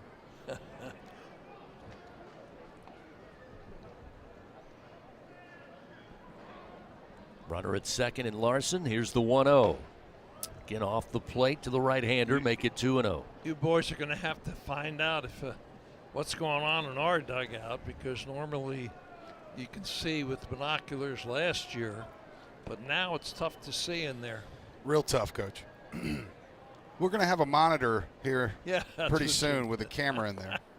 This pitch misses low. I think we'll name it the skip cam, because he would have needed one back in your day if you were covered up. I like it. Oh, I would have needed it badly. 3-0 the count to Braswell. Larson driving in 2 runs for that double down the line in left. Stands at second base with 2 outs. The 3-0 take was on. It's a called strike from Steels. It's 3-1. Boys, you know, when I coach, these kids are two-fisted milk drinkers. Great kids, making 3.0. You know, when I was coaching, I didn't have any of those kids. Here's the 3-1. Ooh, just caught the outside corner. Nice pitch. Luckily for Braswell, he thought it was ball 4, but he didn't quite leave the box entirely, but he'll step back in. Full count now for Braz. Come on, Braz. Stills comes set. The pitch. In the air, lifted but foul down the right field line, headed toward the training facility and lands in the seats out of play. You know, a 3-2 pitch is fouled off over 66% of the time. Really? Yeah, from the big leagues information. And boy, it happens a lot. It does. Not a good feeling as a pitcher. That's right. That's true. Another payoff pitch to Braswell. This one sent back foul into the screens. Takes a nice cut, doesn't he? He does. And very proud of him. He told me before the game he likes playing third base. Of course, he could play anywhere, but he'll do whatever the team asks, which is what you need. Yeah, that was one of the big storylines leading up to opening day. Was Milam going to short? How would Braswell handle it? When he was asked, he said exactly that. Wherever the team needs me, I'm going to give it all. Another payoff pitch and another foul ball as Braswell hanging tough in the box. Good swings. Yeah, 3-2 is a tough hitting situation because you want to expand the plate a little bit to make sure you don't take strike 3. And you don't want to go too high either. Here's another payoff delivery and another foul ball. Yeah, those were all 4 of those are pretty close, don't you think, Doug? They were. Yeah. We're going on 10, 11 pitches here. Yeah. 10 pitch at bat. Rex Steele's having to labor out there on the mound here as Braswell making it tough on him with 2 outs, a runner at second. 3 balls, 2 strikes. Fires, and a swing and a miss. Eventually, Rex Steele wins that battle as Braswell down on strikes as the reliever records his first strikeout of the day. Still 8-1 LSU, added a couple of more runs here in the inning. They lead by 7. Thank you very much, boys, for giving me some time to talk. I appreciate it very much. Doors always open, Coach. Doors always open, and we've got the Skip headset to go along with the Skip monitor anytime you need it. Yes, sir. The legend, Skip Bertman, joining us here in the booth. We will return with more. We head now to the top of the 7th inning. Your Tigers leading 8-1 over Purdue Fort Wayne. This is Fighting Tiger Baseball. Hey, Tiger fans. Need funds to help with your financial situation? Republic Finance is a proud partner of LSU Athletics and has served the SEC area since 1952. Check out our loan options to see how we may help you. Visit a local branch or get pre-qualified online at republicfinance.com/tigers. Not all consumers are eligible to apply online. Secured loans are available exclusively in branch and have collateral and insurance requirements. Standard loan terms, rates, and fees apply based on your state. All loans are subject to approval pursuant to standard underwriting criteria. Not all consumers will qualify. For more information, call 833-907-1737. NIL is dominating the college sports scene, and LSU has positioned itself at the front of the pack. But to remain competitive and stay ahead of the rest, we need your support. Bayou Traditions is the official NIL collective of LSU Athletics. Join the tradition and become a member by signing up online at BayouTraditionsCollective.com. Members receive exclusive access to LSU student athletes that you can't get anywhere else. Help ensure LSU remains a leader in the NIL arena. Sign up today at BayouTraditionsCollective.com.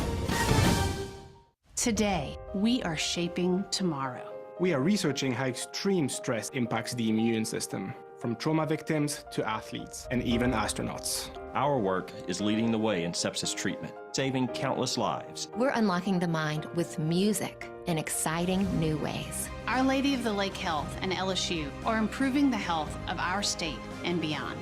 That's the impact of champions. Imagine the impact we'll have on the future. Together, we roar. Go. Here we go. With LSU Radio on Facebook Live and YouTube. LSU Fighting Tiger Baseball on the LSU Sports Radio Network. Top of the 7th inning here in Game 3, and LSU right now leading 8-1 over Purdue Fort Wayne in this opening weekend of 2025. Again, the Tigers in action coming up this week. 5 games. Starting Tuesday afternoon, 2 o'clock, LSU and Southern. Wednesday, they travel to Thibodaux. They'll take the Colonels of Nichols with a 6:30 first pitch, and then back here for a 3-game set with Omaha. Man, how great is Stanley Bergman? I mean, guy's Ryan Terrio just texted me. This guy's a national treasure. Absolutely. He is took the words right out of my mouth. I was about to say, to have the opportunity to just sit and talk. And just listen, actually. Do no talking. Do all the listening if you can. With an absolute American treasure, baseball royalty, Skip Bertman. Osterhaus will lead it off for the Dons. And the first delivery here by William Smith. We see the highly heralded freshman take the mound. 3rd pitcher of the day. Following the work of Fontenot, who worked an inning. Here's the 0-1. Swing and a miss. That one dropped out. And it's 0-2. Another kid I've been really waiting to watch pitch. I think a lot of people have. I believe so. The 0-2 ground ball towards the shortstop. On the short hop, Milam. And the throw to first in time. 1 away. A lot of drama headed into last year's Major League Draft. A number of Tigers who are wearing the purple and gold this year were certainly being watched closely. Jay Johnson talks about it's part of the deal here at LSU. You're going to be recruiting, as Skip said a few moments ago, the top catcher, the top this, the top that. And, of course, Major League front office is interested as well. First delivery to Michaels, misses for ball 1. And William Smith from right here in Baton Rouge, one of those that everybody was keeping an eye on. The 1-0 in the air, left field. Curiel coming over, and this one's going to drop in foul into the bullpen of the Dons left field way. So it's now 1-1. What do you think he meant by the double-fisted milk drinkers? He didn't have any of those guys. He says you guys needed more work in the gym and maybe with the nutritionist, I think is what he was referring to. He's right. He was right. I like that he's just calling it like it is. He just painted all of you then with that brush. That's kind of what I'm getting at. Here's a swing and a miss by Michaels, and it's 1-2. He's specific. I've got none of those guys. None. And at last check, he coached a lot of players here. A lot. Hundreds and hundreds. Lucky enough. 1-2 now to Michaels, who on the day is 0 for 2, and he'll swing and foul this one into the screen. Count remains 1-2. William Smith, again rated number 4 among perfect game college freshmen, top 75. Right here out of Baton Rouge with the Catholic High. Not too far away from here. 1-2. Swing and a miss, and the first strikeout. And what will be a fantastic career here for Smith, no doubt. And there's 2 gone. First of a bunch indeed. I can't believe we've got him for 3 years. I mean, that's the beauty of it. Louisiana Player of the Year a year ago. His numbers absolute eye-popping. Went 9-0, .44 ERA, 102 strikeouts, and over 63 innings of work. In or out to a state title. Delivery, strike on the outside corner with a fastball, and it's 0-1. So they were kicking around the idea of him being the closer coming out, at the start of the season. But talking to Coach Johnson right before the season started, what I think they're going to do more, I'll let this pitch go. Saylor's a pinch hitter, by the way, inserted in to the lineup, and he falls behind quickly 0-2. It's from Brookston, Indiana. Saylor's a left-handed hitter. Smith working quickly, the 0-2 just outside. Saylor stays away, and it's 1 ball, 2 strikes. Saylor's, by the way, 6'1", 190 pounds, a catcher for this Don squad.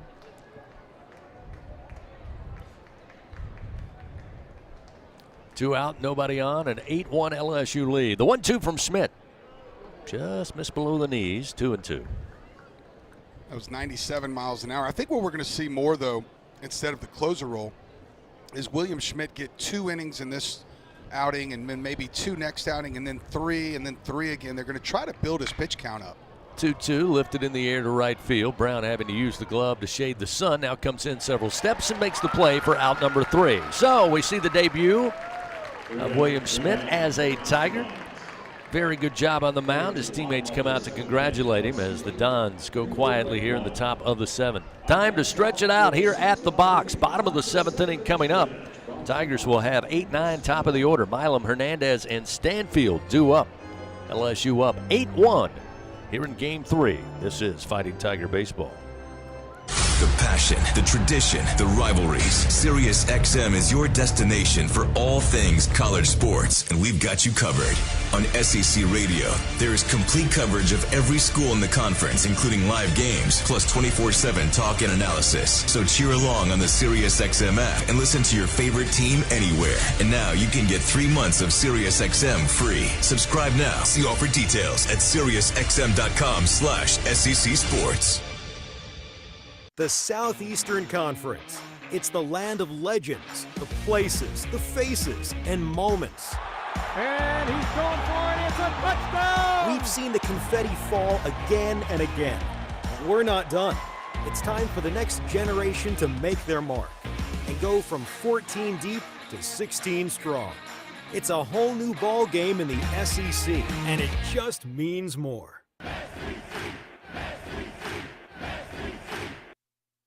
Going to the track, the wall, see ya!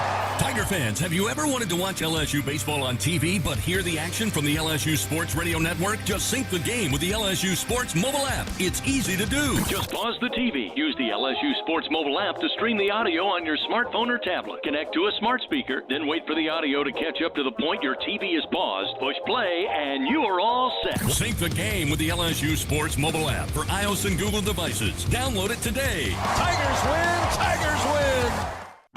The 7th inning. All right, we're coming back here. Casino Resort, Louisiana's best bet. Now, back to the action of LSU Fighting Tiger Baseball on the LSU Sports Radio Network. Tigers right now cruising along, leading 8-1 here in Game 3. over the Mastodons of Purdue, Fort Wayne. Fans, don't let AC or heater outages keep you on the bench this year. Text home run to 31996. That's 31996, and get your $59 AC system check. AccuTemp Services, proud partner of LSU Athletics. Carter Orner takes over, right-hander for the Dons here. Fourth pitcher of the day for Coach Schreiber. LSU bashed out 8 runs on 10 hits so far. Getting 14 hits on Friday. Tigers with 8 hits yesterday in that 10-1 win. And once again, double-figure hits today. Yeah, I mentioned Carter Orner was a big fella, 6'7", 215 pounds. He is a freshman, so no info other than he's very tall. Stephen Milam leads it off. Monster 1 for 2 today. First pitch from Orner misses low. Stephen grounded out to the first baseman in the second. Aboard on a walk and scored in that big fourth inning. And had a single left stranded in the fifth inning. Orner's 1-0 pitch. Upstairs, ball 2. How about Skip Bertman saying in a 3-2 count, 66% of the time, and 4 pitches later, 4 foul balls later, what he says comes true right in front of our eyes. Man. Quite amazing how he does that. The 2-0. Milam swings, launches it to center field. Kevin Hall again circling over and gets the glove on it in time and 1 away. And, he was right on about Jay Johnson. He is with open arms accepted Coach Bertman anytime for any conversations, which gives you an indication of how smart Coach Jay Johnson is to listen to a guy like that. But Coach Bertman loves coming up to the ballpark. We'll see Luis Hernandez bat for the 4th time today. A single and a board on a walk last time in the 5th inning. Orner's first pitch. Fastball low. 1-0.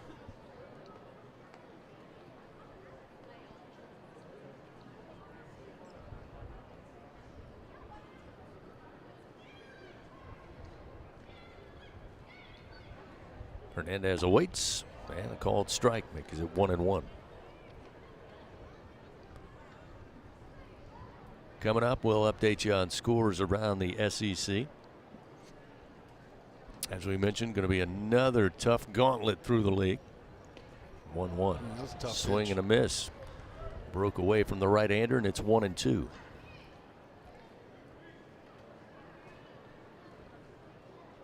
Again, the Southeastern Conference dotted throughout the preseason top 25 of college baseball. No surprise. 1-2 down low to Hernandez. Evens it up.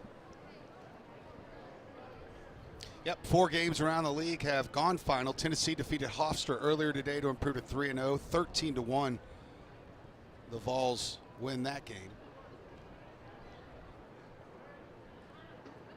Hernandez awaits. Orner working from the stretch with 1 out. 2-2. Sails outside now, a full count. Former Tiger coach Paul Maneri improves to 3-0 as his Gamecocks shut out Sacred Heart 8-0 earlier.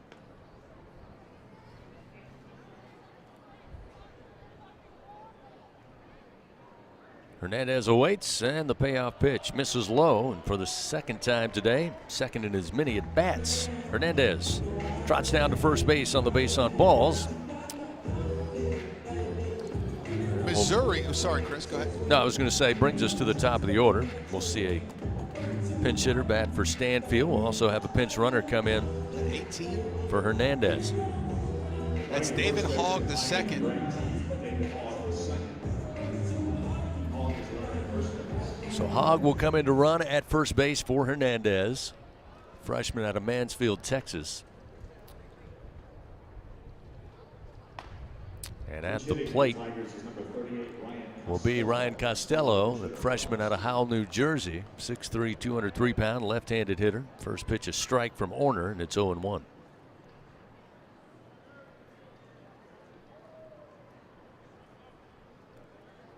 Hogg with a lead off of first, and the pitch to the plate. Breaking ball low and inside.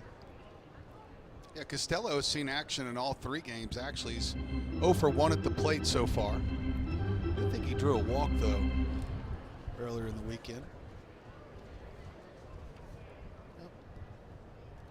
Runner off of first. Warner gives a couple of glances. Now comes set.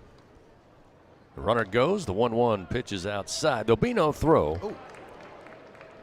Sawa just saw that Hogg got a great jump and just kind of let him He go. almost ended up in center field there. Almost slid clean over the bag, but he can move.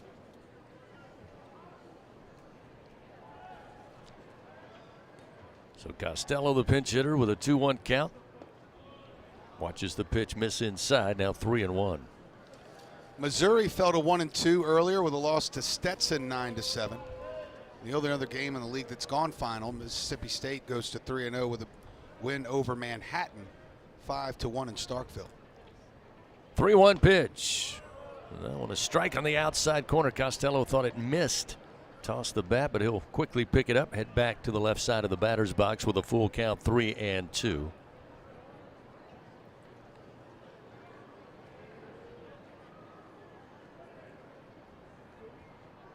Last year, Costello batted .562 in his senior year, including 14 home runs. Swing, foul tip, but held on to by Sawa, the catcher, and Costello down on strikes, and there's 2 gone. They're in the bottom of the 7th in College Station. Texas A&M leads Elon by a score of 11-5. At Auburn holds a 9-6 lead in the bottom of the 7th over Holy Cross. And Alabama's winning 9-4, also in the bottom of the 7th inning over Bradley in Tuscaloosa. Bench runner Hogg down at second. Curiel to the plate. The left-hander takes the first pitch away for ball 1. Curiel today 1 for 3, had a single, drove in a run in that 4th inning.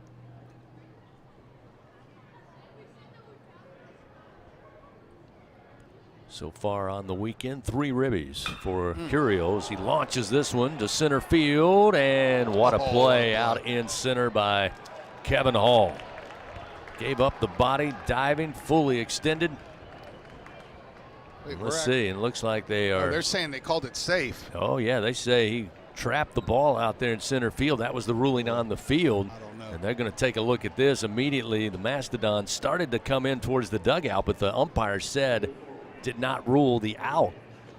Ruled that Curiel arrived safely after a trap in right center field by Hall, the center fielder. But we'll have our 3rd review of the day, official review brought to you by Acme Oyster House. We need one of those slow reviews.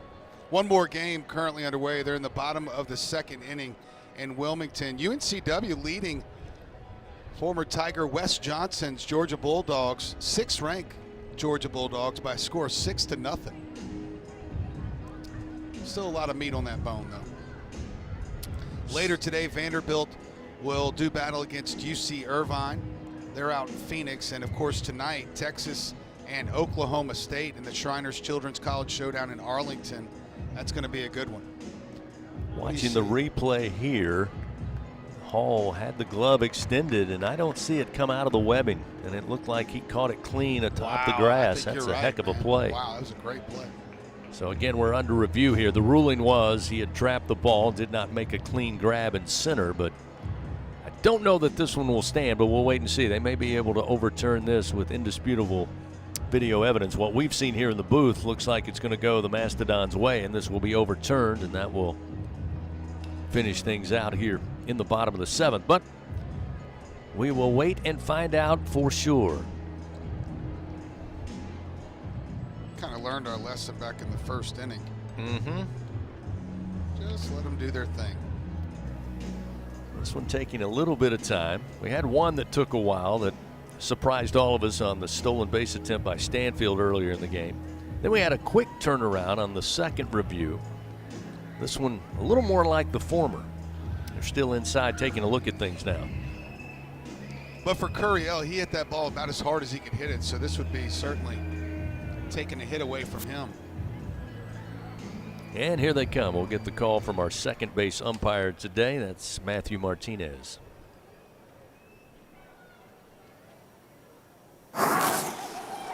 After review, the call of the field will be overturned to a catch. Purdue Fort Wayne has 2 challenges remaining. So that will be out number 3. Heck of a play by Hall out in right center field for the Dons, and that'll do it for LSU. No runs, no hits, and one man left on. It's still an 8-1 LSU lead. We head to the top of the 8th inning. More after this. Fighting Tiger baseball. Hey, LSU fans, you're invited to Louisiana's largest casino resort, Coshada. Coshada Casino Resort has the largest and most spacious gaming floor in the Lake Charles area, with thousands of the newest slots, over 55 table games, live bingo and off-track betting, plus 3 beautiful hotels, delicious Cajun cuisine, and the #1 rated golf course in Louisiana. Coshada Casino Resort is proud to support LSU. Go Tigers! Looking to make your next corporate event, church festival, or school field day the best one yet? Well, look no further than Grayson's Events and Entertainment. They have it all, from carnival rides to mechanical bulls, inflatables, and much more. They truly are your one-stop shop for all your party and event rental needs. Give them a call at 225-436-6520 and use promo code RADIO25 on your next order at Grayson'sEventsEntertainment.com. Louisiana's best event specialist. You won't be disappointed. Hey Tiger fans, are you ready to roar? Oxbow Rum Distillery is the official rum for LSU Athletics. Our cane to glass rum is made just 2 miles north of Tiger Stadium. We handcraft every drop from our own Louisiana sugarcane, all grown right across the river. So whether you're tailgating at the stadium or dropping by our tasting room for a tour and cocktail, you'll be keeping it local. All right, we're coming back after this spot. And the Lady Tigers have a 49-44 lead heading into the 4th. This is LSU Fighting Tiger Baseball on the LSU Sports Radio Network. Top of the 8th on this Sunday. LSU are leading 8-1 over Purdue Fort Wayne. A couple of changes after some pinch hitting for the Tigers here. Get you those as they fill those in. Third baseman, Augusto Schroeder. Leading things off, though, for the Mastodons will be Augusto Schroeder, a right-hander. 0 for 2 on the day. William Smith returning for his second inning of work, and this first pitch is driven in the air to center field. McPaul out there now roaming the area.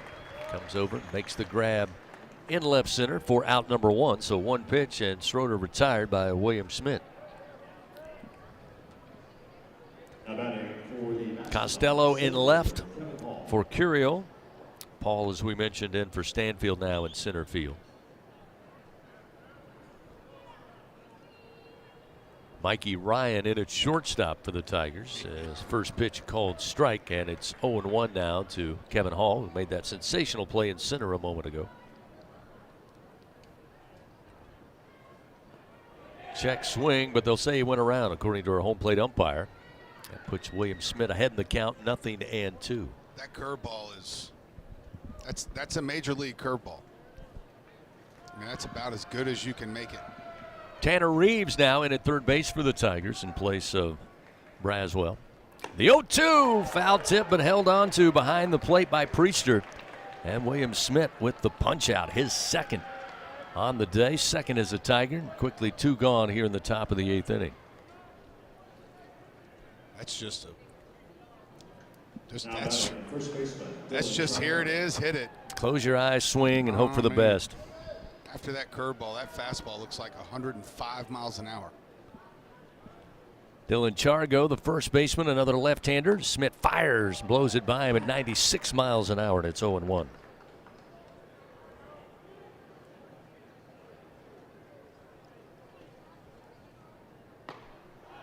Pitch just missing. Evens the count, 1 ball, 1 strike.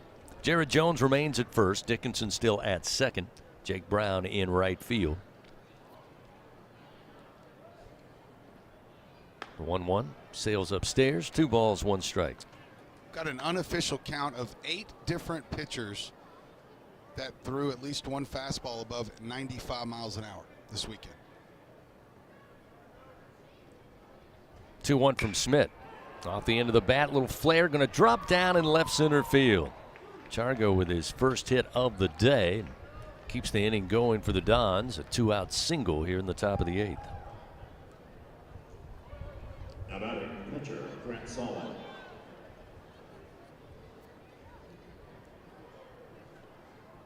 Now the catcher, Grant Sawa, at the bottom of the order, stands in.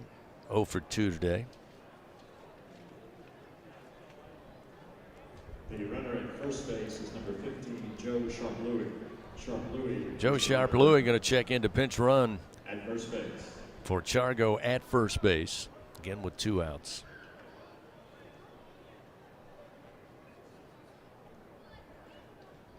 Smith looks in, the pitch to the right-hander, low for ball 1.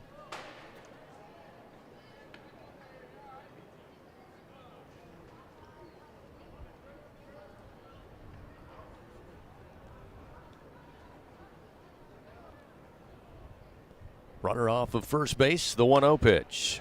Just a little high with a fastball there, and it's 2-0.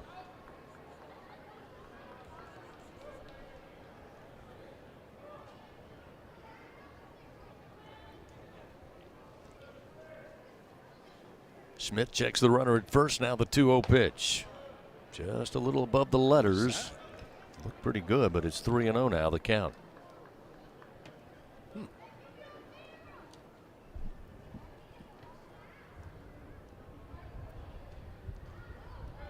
Sawa waits. 3-0 pitch. Fastball down the middle. Make it 3-1. Fans serving the world's best baby back ribs, fresh seafood, Cajun-inspired comfort food. You know it, it's TJ Ribs. Tiger baseball fans go to celebrate all year long. 2324 South Acadian Thruway. 2 outs, runner at first, a 3-1. 1 hopper to third. Going to be handled there by Reeves. Throws across the diamond in time for out number 3. No runs, 1 hit, 1 man left on for the Mastodons. We go to the bottom of the 8th inning. Tigers still lead 8-1. LSU will send to the plate Jones, Brown, and Dickinson. Due up when we continue. This is Fighting Tiger Baseball. Eason, watch out! Tomahawk slam! Tiger fans, if you've ever wanted to listen to the LSU radio network while you watch LSU basketball on TV, then just sync the game. It's easy to do. Just pause the TV. Use the LSU Sports mobile app to stream the audio on your smartphone or tablet. Connect to a smart speaker, then wait for the audio to catch up to the point your TV is paused. Push play, and you are all set. Sync the game with the LSU Sports mobile app. Find the app for free for iOS and Google. Download it today. Ball is good! Hey now! The Southeastern Conference. It's the land of legends, the places, the faces, and moments. And he's going for it. It's a touchdown! We've seen the confetti fall again and again. We're not done. It's time for the next generation to make their mark and go from 14 deep to 16 strong. It's a whole new ball game in the SEC, and it just means more. And here's Heather with the weather. Well, it's beautiful out there, sunny and 75, almost a little chilly in the shade. Now, let's get a read on the inside of your car. It is hot. You've only been parked a short time and it's already 99 degrees in there. Let's not leave children in the back seat while running errands. It only takes a few minutes for their body temperatures to rise, and that could be fatal. Cars get hot fast and can be deadly. Never leave a child in a car. A message from NHTSA and the Ad Council. Coming back. In the booth with LSU Radio on Facebook Live and YouTube. LSU Fighting Tiger Baseball on the LSU Sports Radio Network. Tigers come to the plate, bottom of the 8th inning. They lead 8-1 here on this Sunday. Hope to see you back here at the ballpark Tuesday. Tigers and Southern University get together. Business person special, 2 o'clock first pitch on Tuesday. Tigers expected to send up Jones, Brown, and Dickinson, barring any more pinch hitters here with an 8-1 lead. Tigers 8 runs, 10 hits today.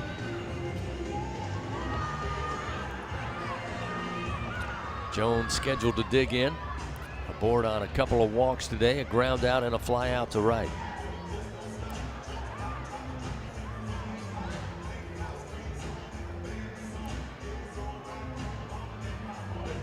Leading off the 8th inning for the Tigers, 22, first baseman Jerry Jones. So Jones will dig in. Junior out of Marietta, Georgia.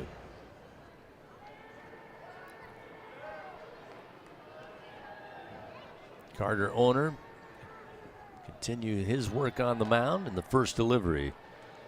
Called strike on the outer half, and it's 0-1.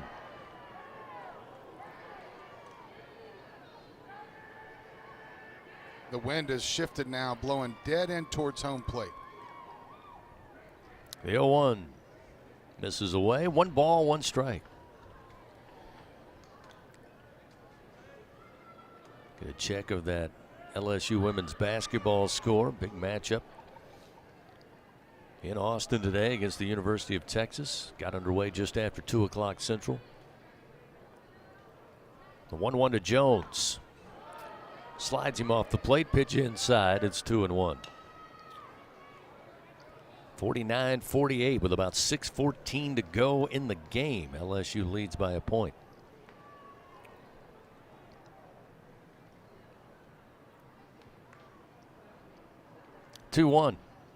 Nice pitch that time from Orner. Had Jones bailing, but it's a called strike, and it's 2-2.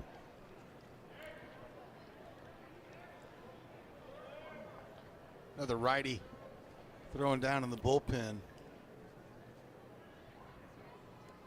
for Purdue Fort Wayne. 2-2 pitch. This time Jones stays away from the breaking ball and it misses outside and fills the count 3-2. That's Mark Luke down there.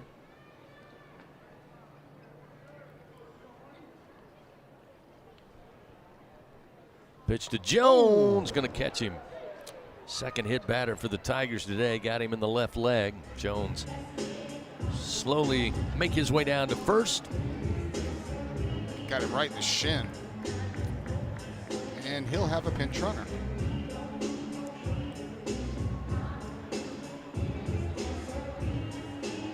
That's Big John Pearson.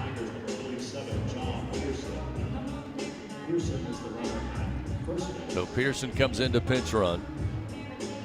Jake Brown will come to the plate. Jake today 2 for 4, a couple of singles in the 4th and 5th inning, bookended by a pop out in the 1st and a ground out to first last time in the 6th. Pearson off of first, and the pitch to Brown, a called strike, and it's 0-1.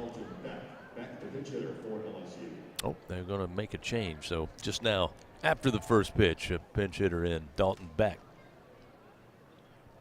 Transfer from Incarnate Word. Another left-hander in the 0-1. Misses low, 1 ball and 1 strike. You're off the hook. He's left-handed. If he was right-handed and you were talking about Jake Brown, yeah, I know. You'd hear about that. I'm sure I'll hear about it. Anyway. 1 ball, 1 strike. Beck swings, pops it up on the infield. Shortstop coming over. Again, having to battle the sun and the shade, and eventually Karcheski gets under it for out number 1. So Beck retired.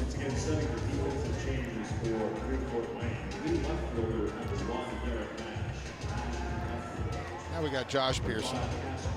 Pearson brothers on the base pass right now. So Pearson will come in to bat in the 5 spot.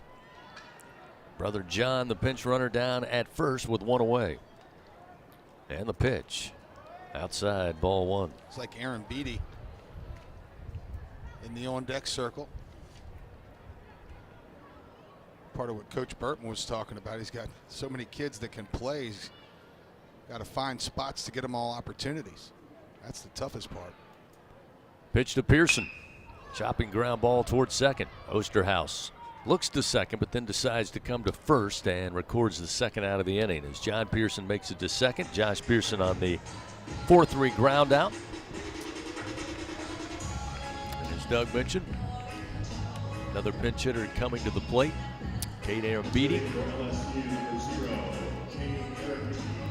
So now Orner will face a right-handed pinch hitter with 2 down, a runner at second.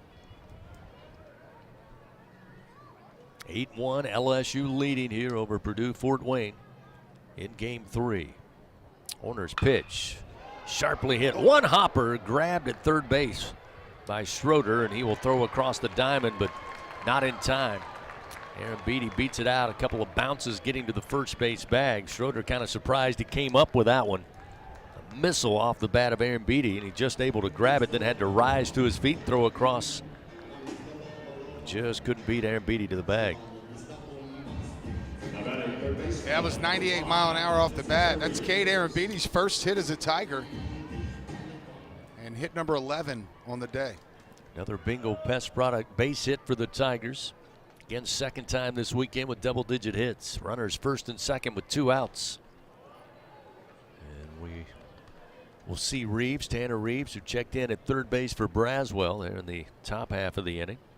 Another left-hander for the Tigers. A bevy of left-handers this year. Another thing that Jay Johnson set on his wish list over the last couple of years when it comes to recruiting. There's a strike to make it 0-2 to Reeves. Yeah, and Reeves is one of those 2-3 guys that were really close to that starting lineup once the fall finished up. Runners take their lead first and second. The 0-2 misses low from Orner. It's 1-2. Like, there's a good chance we see a lot of Tanner Reeves this year.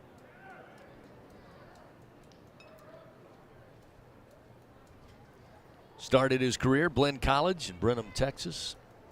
JUCO All-American there. Slaps this one foul down the line and left. Count remains 1-2. In his 2 years at Blinn, he had a cumulative average of .398, 28 home runs, 142 runs driven in, and 28 doubles. That's getting it done. And had a career .490 on base percentage. Another incredible talent for this Tiger team in 2025. Orner takes some time. Now the 1-2 to the plate. Called strike 3 on the outer half. Orner records the strikeout, his second of the day, and the Tigers are done here in the bottom of the 8th inning. Leave 2 men on, but they still leave 8-1 over the Mastodons. We head to the top of the 9th. Last chance for Purdue Fort Wayne, down 7 runs. Back after this, Fighting Tiger baseball. Bridgeway Hospice, the official hospice of LSU athletics, is the champion's choice for hospice care in South Louisiana. With over 10 years of excellence and experience, Bridgeway has 3 locations to serve you and your loved ones: Baton Rouge, Lafayette, and Plaquemine. Ask for Bridgeway Hospice by name. Your champion's choice in comfort and compassionate care. Bridgeway Hospice says, go Tigers! Peel, scratch, and win some cash. Play Crawfish from the lottery. Win up to $3,000. Turn the wheel. Big bucks are just a spin away. You're a winner. It's Cash Wheel. Win up to $14,000. Live like a king and play Royal Riches. Win up to $50,000. Stack the deck in your favor and play Blackjack. Top prize is a gigantic $100,000. Play all 4 games today. Must be at least 21 to purchase. I'm Louisiana Attorney General Liz Murrell. Knowing the facts is the key to winning a case in court and also winning in life. To be a champion, you have to make good decisions, and one of those is to not vape. Vaping can destroy your lungs with toxic metals and chemicals. Some devices contain lead and nickel and even formaldehyde. Vaping can cause severe health problems, so choose to be a champion. Stay vape-free. Paid for by the Louisiana. All right, coming on back now. Live action of LSU Fighting Tiger baseball continues from the LSU Sports Radio Network. Top of the 9th inning, LSU up 8-1. And the Tigers looking to get a clean sweep to start the season. And with the hotter weather on the way, don't forget, fans, give a call to AccuTemp Services. Just text the word home run to 31996. You'll get a $59 AC system check from AccuTemp Services. Garrett Mash, who entered the game defensively for the Mastodons, will bat for the first time today, a right-handed hitter. First plate appearance of the year, and he's looking at a 1-1 count to William Schmidt, who starts his 3rd inning of work. This one foul down the line, out of play, and it's now 1-2.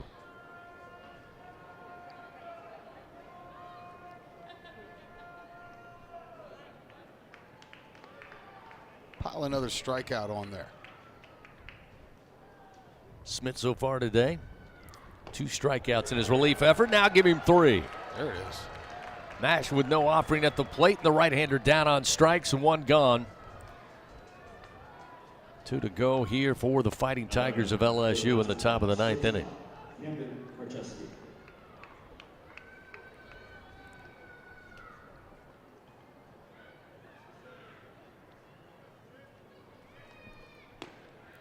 Now the shortstop Karcheski bats once again. He's 1 for 3 today. Had a single and scored that lone run back in the first inning.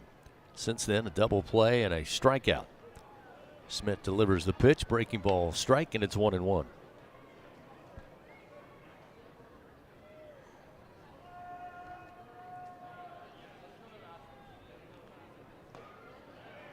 There's a strike. Chesky didn't like the call, but he falls behind 1-2.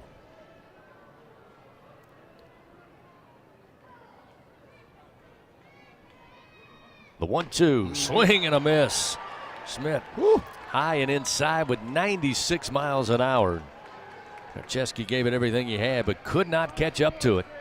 Another strikeout for Smith, his 4th of the day, and Jay Johnson on his way out going to make a pitching change. He's going to be happy with the performance of the true freshman right-hander today. So with 2 outs here in the top of the 9th, the Tigers make a pitching change powered by Sunshine. Need a game-changing upgrade? Trust Sunshine, your hometown John Deere dealer in Louisiana, to keep your home turf in tip-top shape. We'll tell you about the new Tiger pitcher coming out of the right field bullpen when we come back. Tigers up 8-1 here in Game 3. This is Fighting Tiger Baseball. At Sunshine, your hometown John Deere dealer in Louisiana, we know that every great game starts with a perfect field. Our equipment, whether it's a mower or a tractor, we can ensure your grass is always game day ready, so you can focus on making memories. Because at the end of the day, it's more than just a game. It's about the community, the joy, and the LSU traditions. Visit sunequip.com to get the best starting lineup of John Deere equipment. Sunshine is a proud sponsor of LSU Athletics. In a region famous for its cuisine, Blue Plate Mayo has been a staple since 1927. From New Orleans to Lafayette, Houma to Baton Rouge, it's the mayo Louisiana reaches for when it's time to make something delicious. Whether it's dressing a po' boy or making that perfect dipping sauce for crawfish, it has to be Blue Plate. Blue Plate Mayo, the official mayo of LSU Athletics. That's the good stuff. Support your LSU Tigers with Hancock Whitney, the official bank of LSU Athletics. From game day to the offseason, Hancock Whitney LSU credit and debit cards are a big win for any Tiger fan. Want to get your paws on these cards? Well, apply online or visit HancockWhitney.com/LSU. Hancock Whitney Bank, member FDIC. All accounts. Coming back here. Terms and conditions may apply. The powerhouse of college baseball plays here. Your home for the Fighting Tigers. The LSU Sports Radio Network. We reached the top of the 9th inning here on Sunday. The Tigers up 8-1 in Game 3 of this series. And we'll see Jaden Newt, the right-hander out of Oak Park, California, going to take over here after William Smith did his job in relief. His day is done. He'll hand the baseball over to Newt, who again made 1 appearance last year, and of course was coming off also Tommy John surgery in 2023. So here's another one, Doug, that almost as if we're seeing him for the first time. Certainly hoping we see a lot of Jaden Newt in 2025. Yeah, and I've been watching his velo while he was warming up, and there's another 95-mile-an-hour fastball. So add that number now to be 9 or 10 guys on this pitching staff that'll get over 95 miles an hour, which is crazy. Osterhaus, the second baseman, will lead it off. Today he is 1 for 3, a single back in the first. Strikeout victim to Shores in the 4th, and then grounded out to the shortstop Milam back in the 7th inning. Newt's first pitch to the plate, sent back foul into the screen. It's 0-1. Fans, you can help shape the future of medicine with Velocity Clinical Research. Participants can receive compensation. You can access new potential medicines and get free study-related exams. Find a study near you at velocitytrials.com. The 0-1 from Newt. Oh, a beauty across the plate. Breaking ball, and it's 0-2. Osterhaus he just had no idea. First pitch was 96 miles an hour from Newt. Newt's 0-2 pitch. Speeds it up again, and it's fouled over the top of the railing in the LSU dugout first base side. Still 0-2 the count.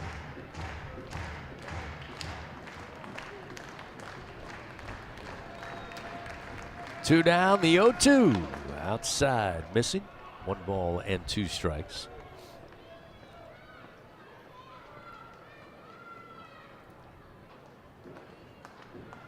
Newt redshirted as a true freshman in 2023, and as I mentioned, got 1 inning of work against Vanderbilt in relief last year. The 1-2, just a tad high, just missed, and it's 2-2.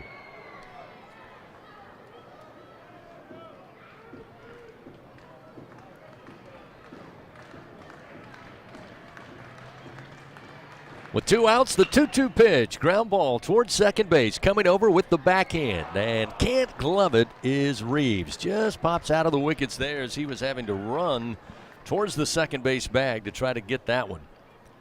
I actually think he did field it, but he tried to turn and spin and throw. He knew he had to hurry up, and I think on that transfer is where he lost it. Had to cover a lot of ground. That was a seeing eye single if there ever was one. So with a runner at first and 2 outs, Newt now will face Michaels. Another left-hander. Pitch low and inside, ball 1.